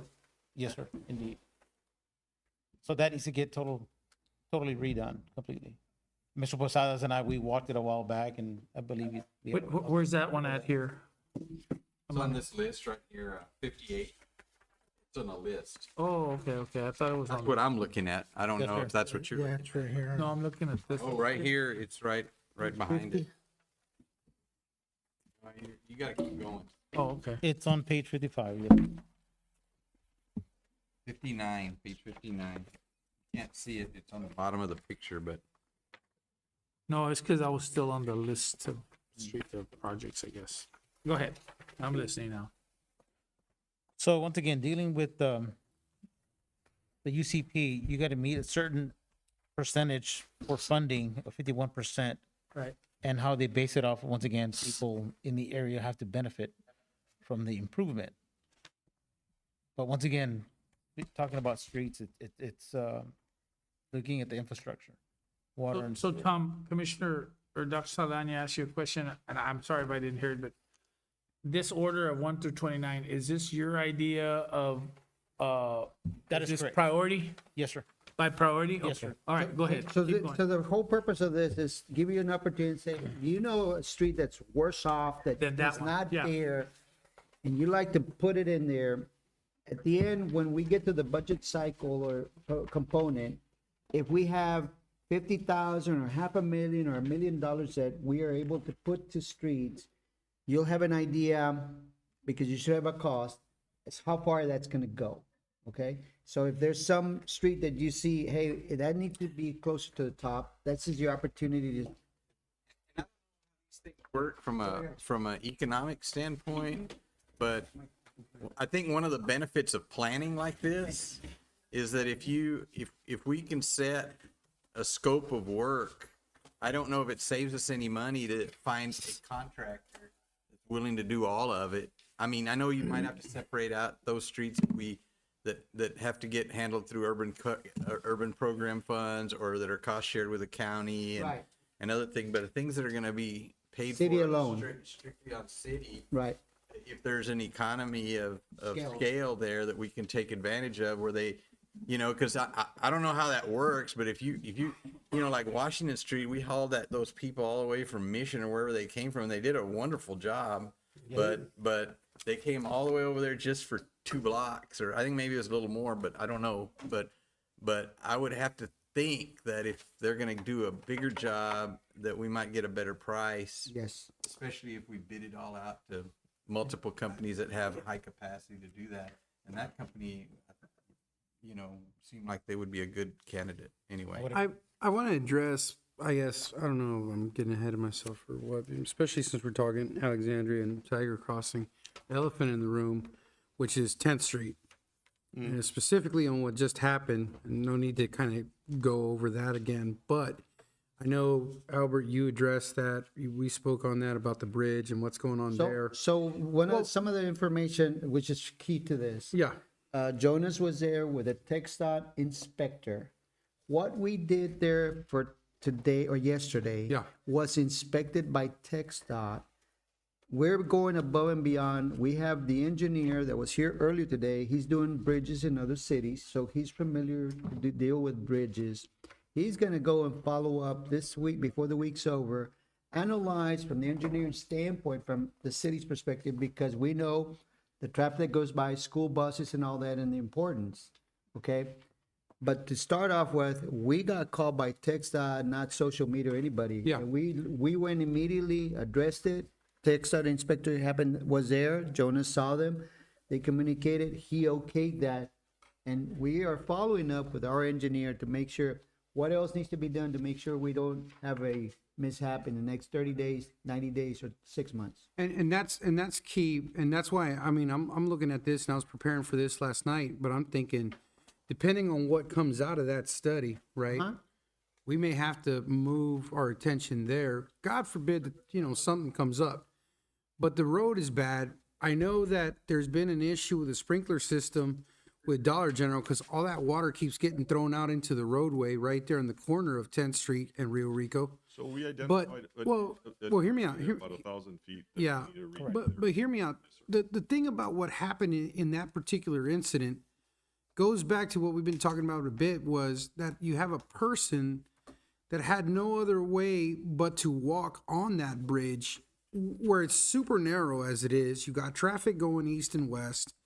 There's nowhere for them to walk. We don't know what the bridge is going to look like. And that stretch alone, all of 10th Street, we can agree needs to be, but that stretch alone is just really bad. I mean, it's gotten bad. And I only bring up the sprinkler system because every morning I drive by and there's water thrown. It's flooded all in that area. So that little spot's just waiting to be happen. You got two, help me out, manhole covers that kind of look a little funny on there. You know, it's pretty bad. That little area is bad. And so I'm just thinking, depending on what comes out of that study, you know, we may have to put our attention on that little stretch alone because of the traffic and everything else. I mean, thank God that we're able to take care of 10th Street from Florida down to Rio Rico, right? But now that stretch alone, and I would tell you even from maybe Tiger Crossing all the way to Rio Rico, that's the worst of it, right? Beyond that, it kind of gets better, right? But that little area from Tiger Crossing over to Rio Rico is pretty bad, man. Commissioner, it's part of our list. So it's on here. what we can do, Commissioner, we'll adjust pretty much from Rio Rico all the way to the bridge and just beyond it to the entrance to Tiger Crossing. Yeah, We'll but just include let's that. just say hypothetically, because we're here talking money, we're here talking roads and stuff. And I hope not, but let's say that the study comes back, because my understanding from what TxDOT said was they did notice some erosion on the bottom of the bridge, but so far it's still structurally sound to drive on, right? That's where the engineer comes in. Yeah, but you know, what was concerning to me was how deep that sinkhole was. It was very deep. We got more rain coming, and I'm not a meteorologist here, but if what they're saying is true, and we need it, right? The area needs it, right? If we're expecting more rain, and that's already happening with that small little itty bit, what else is happening under there that we don't know about? Yes, sir. And what concerns me is that every morning there's a high volume of traffic. You're talking teachers, people that live in the area, students. You have buses, you have trucks, you have cars constantly on there, morning and afternoon, Monday through Friday. So I'm just saying we need to keep an eye on that, because all this is fine, but we don't even know what that cost looks like. And Albert, you said that now we're responsible for the bridge, right? It's ours. It Yes, is sir. ours, It yes, is. sir. Okay. So there you go. So I just want to make sure that we're aware, guys. Like, I want to do all these streets, but I don't know what's going to come out of there. Hopefully everything's good. Maybe it was just what it was, but we got to be ready, right? I mean, We'll For the provide worst an case update scenario. Once we get the engineering report, sir. do we know how long more or less that's going to take? Well, we're meeting out there tomorrow with the engineer, so he's gonna I requested pretty much a structural engineering report from him. based on And this is going to be a thorough deal, right? Like, they're not going to give us just some cookie cutter report, because I don't mean to be a pain in the ass about it, but students, all kinds of people that drive through there, I just don't want us to be in a situation where we could have done something and we didn't, something happens. Commissioner, I was notified by Yes, sir. TxDOT. They will, by the end of the month, we should get their report, their findings. Yes, by sir. the end of the month. Okay. We'll share that. I'm sorry, I didn't mean to sidetrack. No, It's no, just- no. Now we're talking Tiger Crossing. I'm like, well, Yes. you know, we got an issue right there on. As you can see, yes. Yeah. No, that's bad. Back on track with streets. But that's not gonna be as bad as a bridge giving out Oh, no. or a roadway getting worse or a sinkhole that we don't know that's underlined right there. You know what I mean? Not to say that this isn't a bad deal either, but I mean, the amount of traffic that goes through that stretch of 10th Street versus Alexandria is completely different, night and day, right? So. Okay, Tom. So with that being said, once again, we got the GIS program, finally, it's been complete. So getting that GIS program, combining it with our findings with the street, coming up, doing our due diligence by coming up with a very smart plan to get the utilities repaired along with the street. Once again, Yep. it's not putting Band-Aids on our streets. Let's do it smart. Let's come up with a plan and let's execute. And like Milton Park, some of these that we know with 7-8 inches of water, they're underground. But I'm assuming that, I don't know if they started that project yet to create more flow back there already that affects both of, we need to meet with probably the Aquil's drainage district and the precinct and the drainage. Mayor, one of the issues to solve that problem is we need to do our own cleaning of those canals, to be quite honest with you. Have to take a move. We need to do that. We need to pick it up. We need to take care of the You're rest. talking about behind those subdivisions, that one and the one with the Sergeant de la Rosa, all those. Yeah. Garcia subdivision? Or J.A. Garcia. J.A. Garcia, yeah, So that. we already have a process going where he's identifying who's encroaching and working with Denise to find property owners and all that. Because if we do take it over, we're gonna have to address, Yeah, yeah. we're encroaching. Yeah, And if we buy the equipment and we're gonna take it over, we need to be able to get close to it to fix it and clean it and maintain it. So I've got together with Michael from IT and we did some footage of all the canals. So I'll be more than happy to share that with you folks. Okay, streets. yeah. So once again, it's just, I don't think you have to go through all of them, but I think. no. All my streets are on that list. Yeah, and So if y'all identify other areas, No, but- we don't need to go through But them. I do, and I agree with Commissioner Sala. I like the deal. I do have to ask about Capisayo Street, 5th to 10th Street, and I think I'd asked, but I wasn't too sure. If we do the road here, are we also planning on Drainage. drainage, since this area is infamous for being flooded Once right again, away? yes. Yeah. They do Okay, I was those just- are And the- they've identified that one because they have a pipe this big. drain. Yeah. Yes, Yeah. It's one of those small 9-inch. But it have to- wasn't, correct. but it wasn't even, it was plugged for Yeah, it was 25 think- years. There's all kinds of trash there on the. It's all the debris. Yeah. Yes, sir. It's clogged up. Grass and It's clogged up, so it's gonna be most grass or be tree limbs and everything like that. There's one on each side of the street, but it's not enough, even. Look, For that Camino, parrilla is very, it's a foot by a foot. I mean, it's a I very have small one of group. those grates too, but the ones the big ones with the storm drains are the ones that have the big pipes. Those are the ones that really do the job. And on that street, it's kind of up, it's elevated a little bit. So. Well, and it runs underneath the canal. It's- I think based off Even your, worse. Yes, it does. I think based off your pictures, I'm willing to say that the only street that probably, I hope nobody gets mad, that probably isn't as bad, that could probably wait, is the Ohio 5th to 6th Street. Because I've been seeing some of these here that you provided, and I think there's, like 6th Street in Indiana, for sure. I've had, I think we even had one teacher that kind of fell pothole there, so And the idea, Fifth Street missing from there because we're already kind of budgeting that. budgeted for that, or 10th Street is not this list. on this list because there's another dynamic to that, and Tom had kind of mentioned it, was the utilities, Mr. Pedersen, we've been discussing that.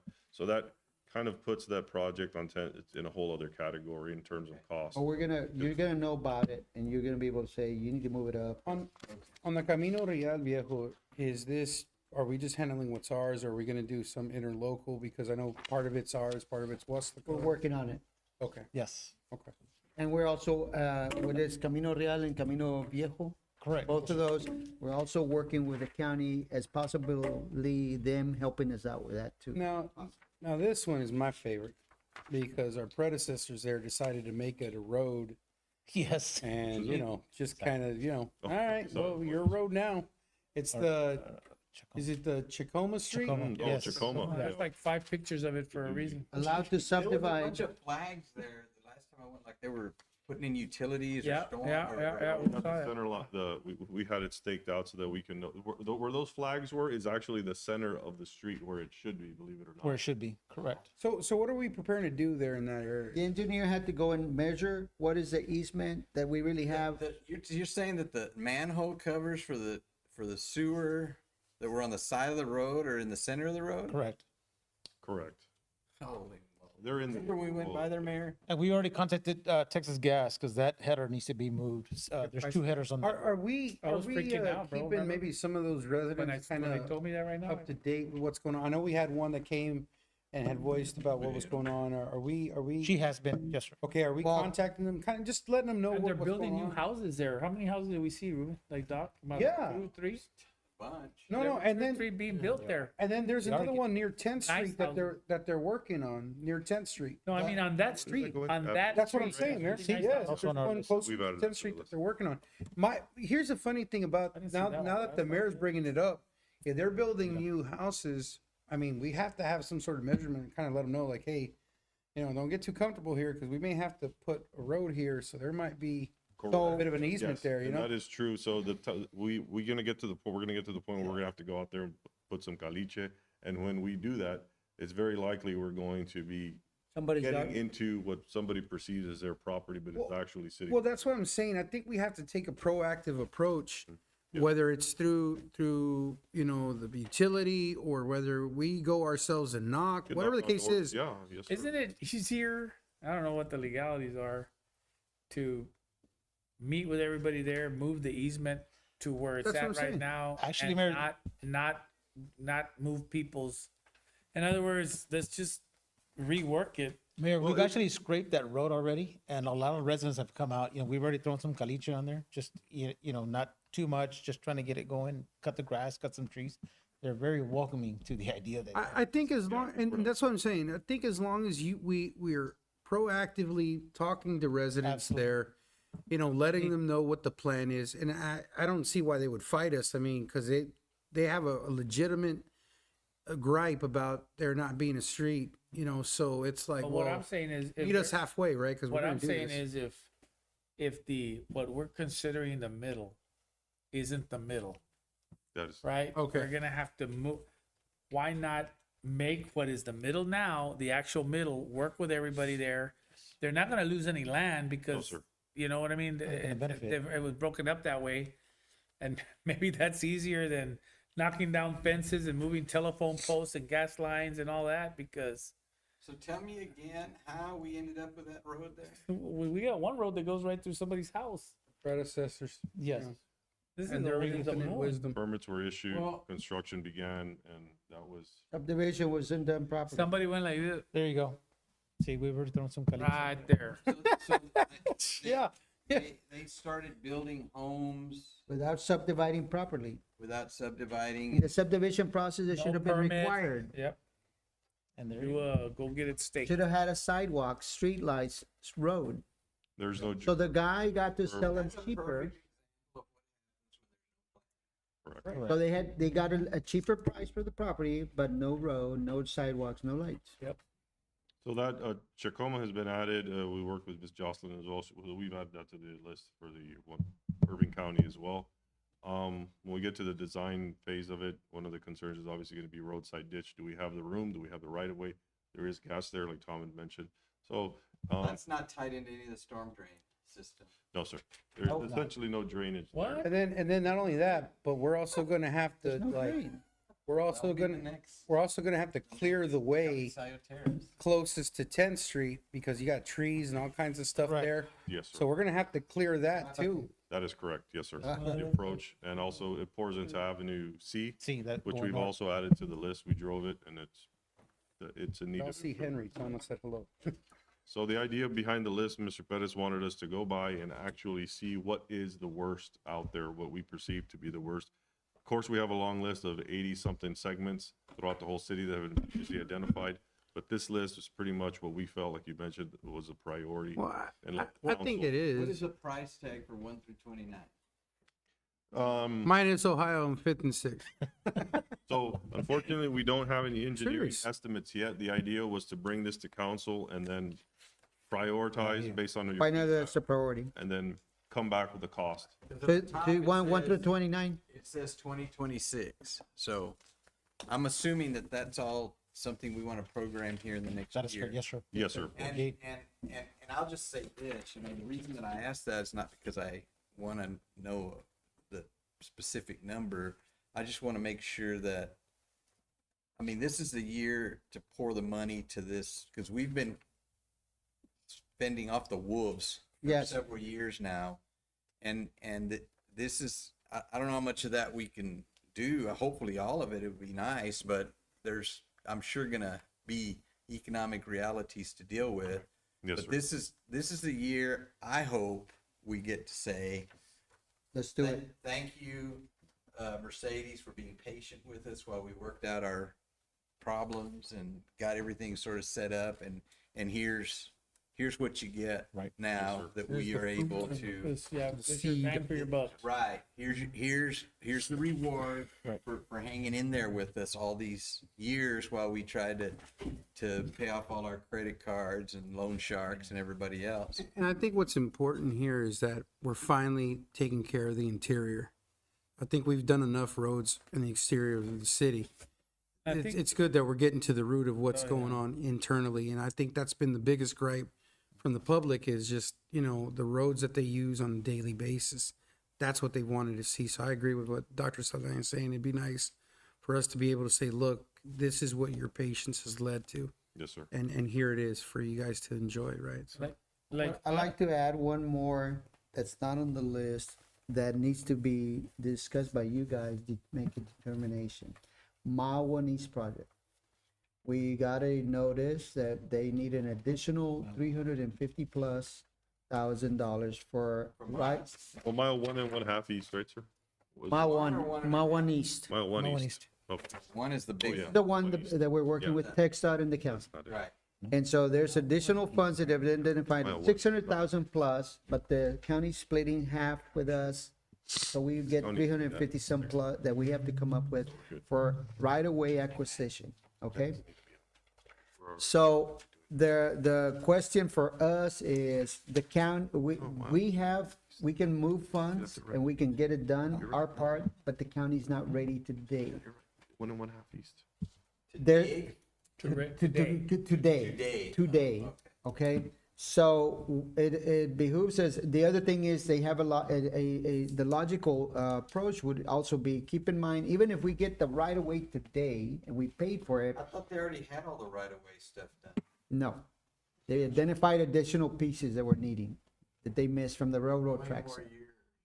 So in what they're suggesting, and that we should be it's up to us that we recommend because it's our project, is that we delay having to do the final right of way because the county needs time to get their money. But even if we got the right of way today monies, it's not scheduled for construction for another several years in the future. So there's no real rush to get all the money today for right of way acquisition finalized. We're still years away from mile one.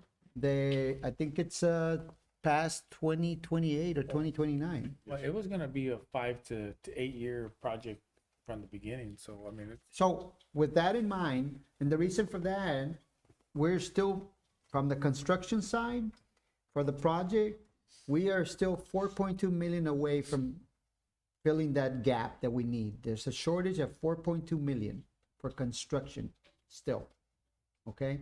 That's why the county's saying, so we hurry up and go and stretch our dollars now and take money from wherever and come together.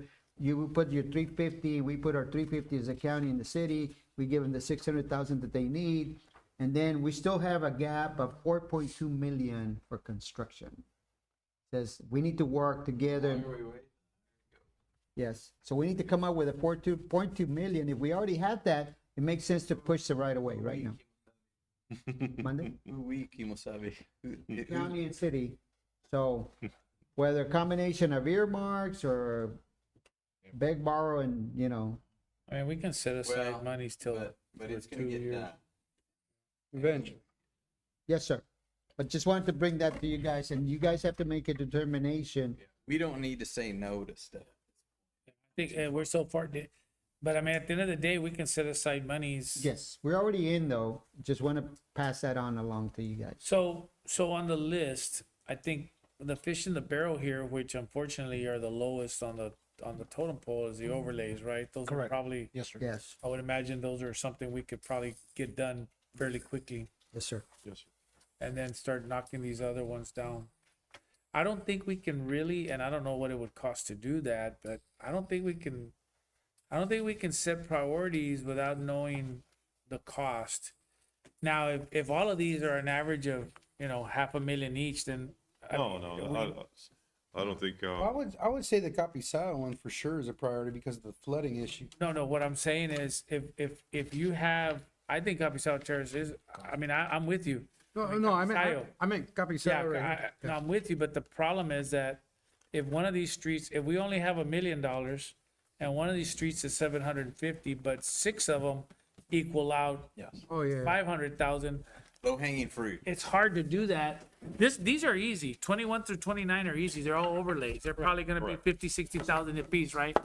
The issue is gonna be like 10th Street. It's a whole new level because we gotta do infrastructure. Utilities. So yes. some of these, like for instance, Camino Real, that one's got a real drainage problem also. It's full of holes because water stays there. Yes, sir. Same thing, they only have one outfall on Orange, Milton Park. That one's in bad shape. Exactly. But it also only has one outfall.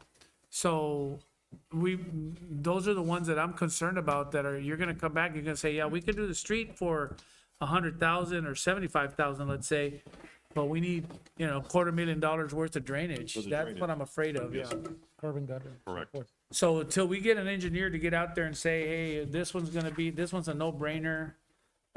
This one's a no-brainer, but we can go to those, but Are there- what would it take to do that? Do the engineers charge or are they each one? So that's what I'm saying. I don't know what Yeah, they they charge. do. Is And there, I think are Ruben's there- idea is a pretty good idea. Get several of them to say, hey, we got 29 plans. Get some, Do you have to do plans for the overlays? No, sir. no, sir. Okay, so we have 20 plans. And ask all the engineers, hey, what do you charge us to do 5 each? Yeah. And is there anything on the list that the council feels right now is a top priority that they see? I mean, they're all I screwed mean, they're up. all important, Pretty much, obviously, yeah. but if there is anything that's, I don't know why I wrote these because to me, I was writing them down and say, ooh, that one's real bad. But I saw Cameron, Mile 1.5, Oak Tree, Mockingbird, Willacy Tangerine. I saw those worse than the ones that are up front, yes, sir. So if we go that, we're all gonna have different ones. I think the smart thing to do is, What's the how much money are we gonna need? How much are we gonna set aside? I can tell you right now, I told Albert already, don't come over here with some $200,000 for streets. That ain't gonna happen. We need to put some serious money in streets.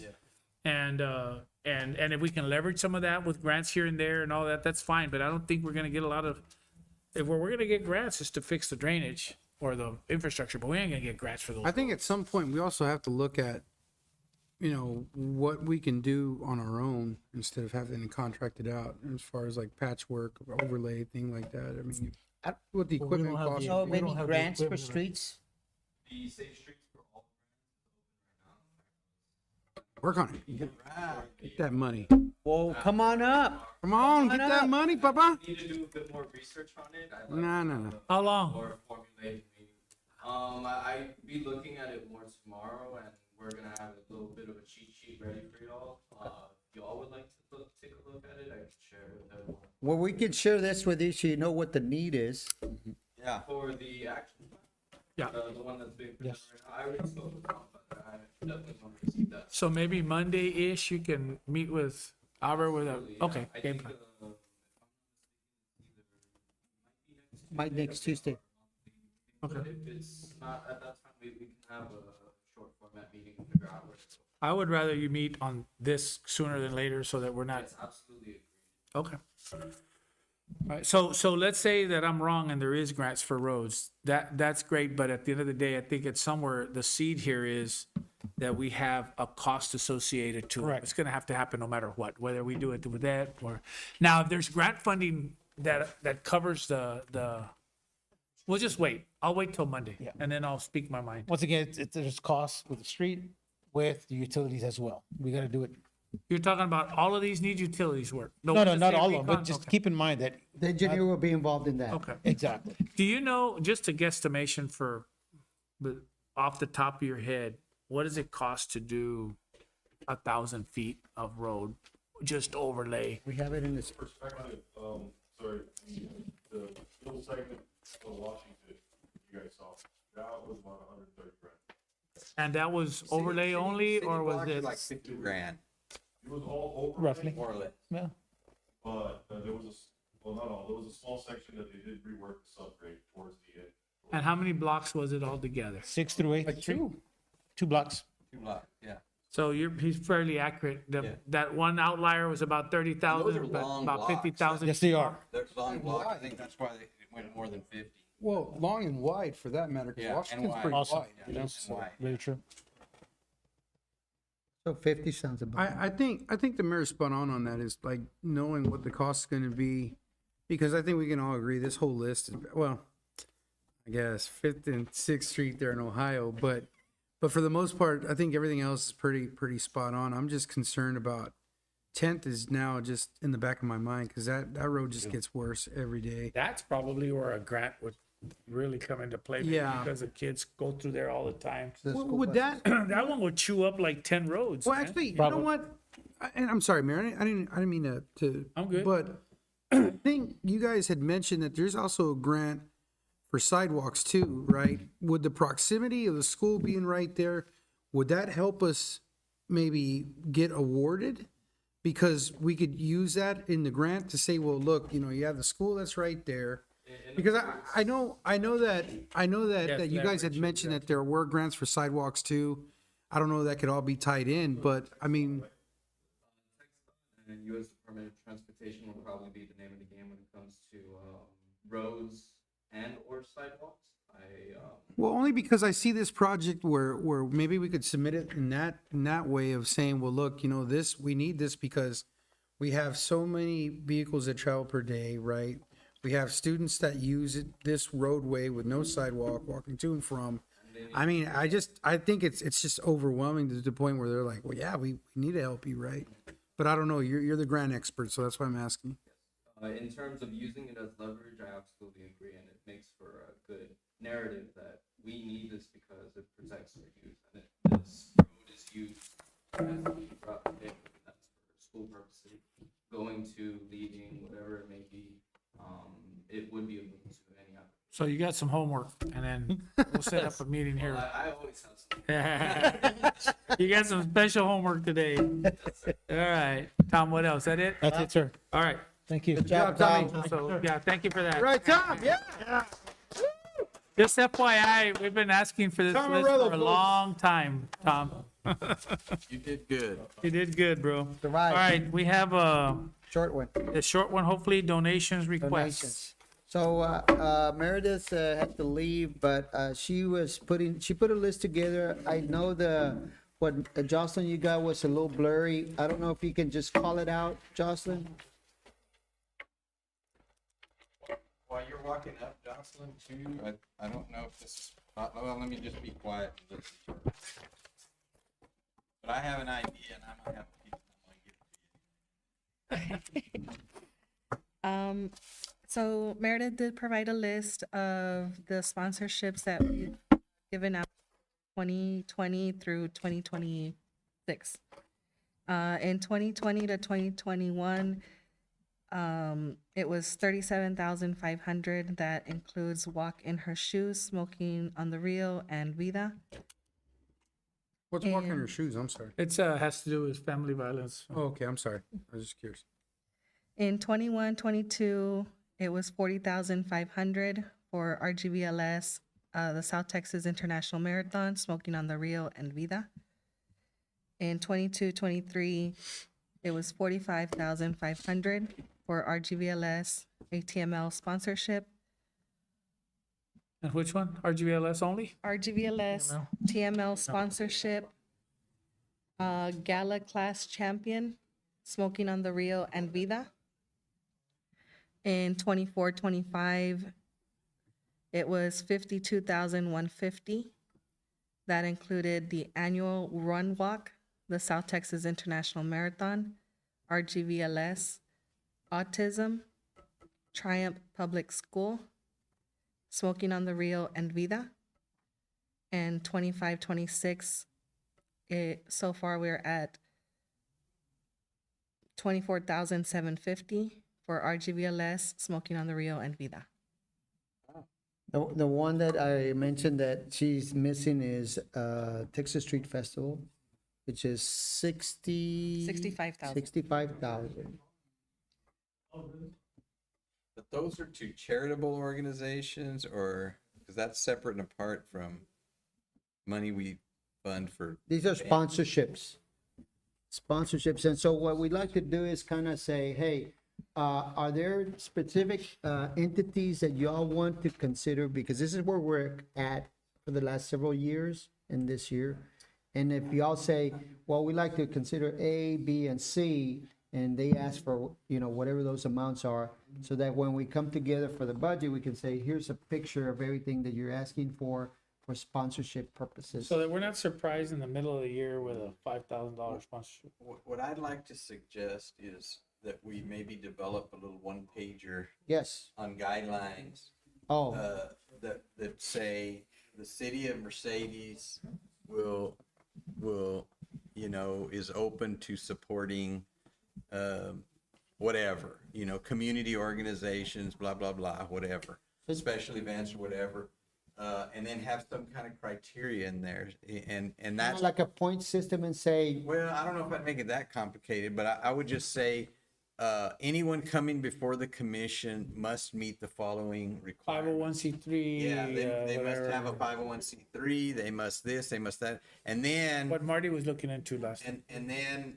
then I would say proposals, things. If you meet all this criteria, things that could strengthen your proposal would be a demonstrated evidence that this has broad community impact, that there's economic benefit, whatever those things are, so that people know ahead that, because there's lots of worthy causes, and I think some people come in here and they may think, well, if I can, if the more pitiful the tale, the more likely that they're going to feel sorry for me, and sometimes you can feel real sympathetic towards a cause, but the benefit is small. Your hands are tied because you can't give them money statutorily or or whatever the case might be, and so if we can do that ahead of time, and be able to set a certain amount of money aside, and then the other thing that I was going to say is leave some kind of a cushion, a set aside of 10,000 or 15,000 or whatever, so that the inevitable ones that come forward, you have some ability to fund them, and then when we're done, we're done. Sorry, come back next year. I don't.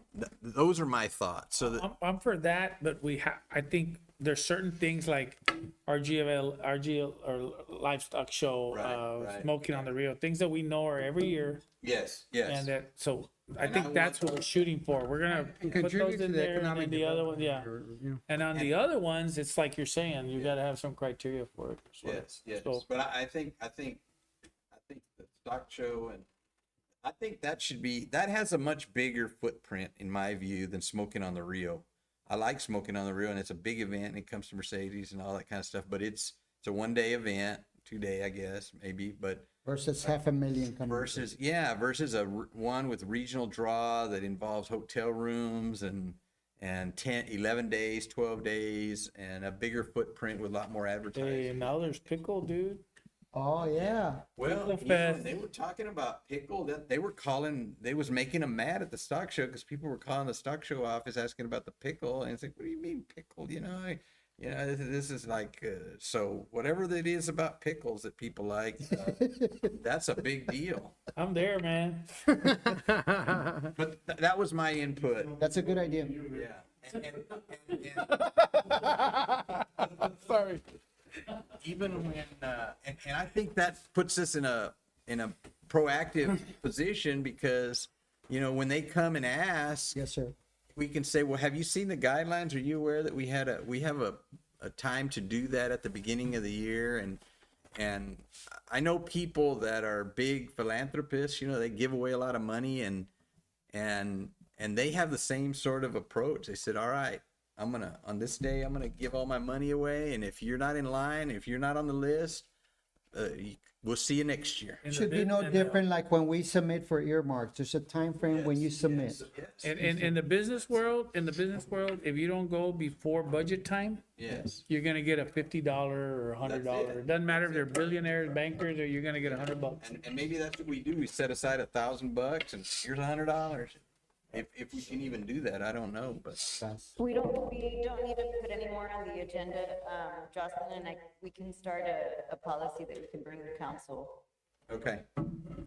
I just want to be clear that I don't want to limit ourselves to identifying major donors, major donations during this time, because what kills us, I'll be honest with you, man, what kills us is somebody going rogue here and offering thousands of dollars to somebody when we don't even know how much money we have in that account. So that's what we have to be real careful with, you know? Yes, sir. All right, anything else? No, sir. Got a motion to adjourn? Motion to adjourn, Mayor. Very helpful. Second by Commissioner Saldana. He spoke. All those in favor say aye. Aye. All the same sign. Motion carries. What's the time? Have you read Robert's Rule of Order? Robert, Hey, Marty. Thank you.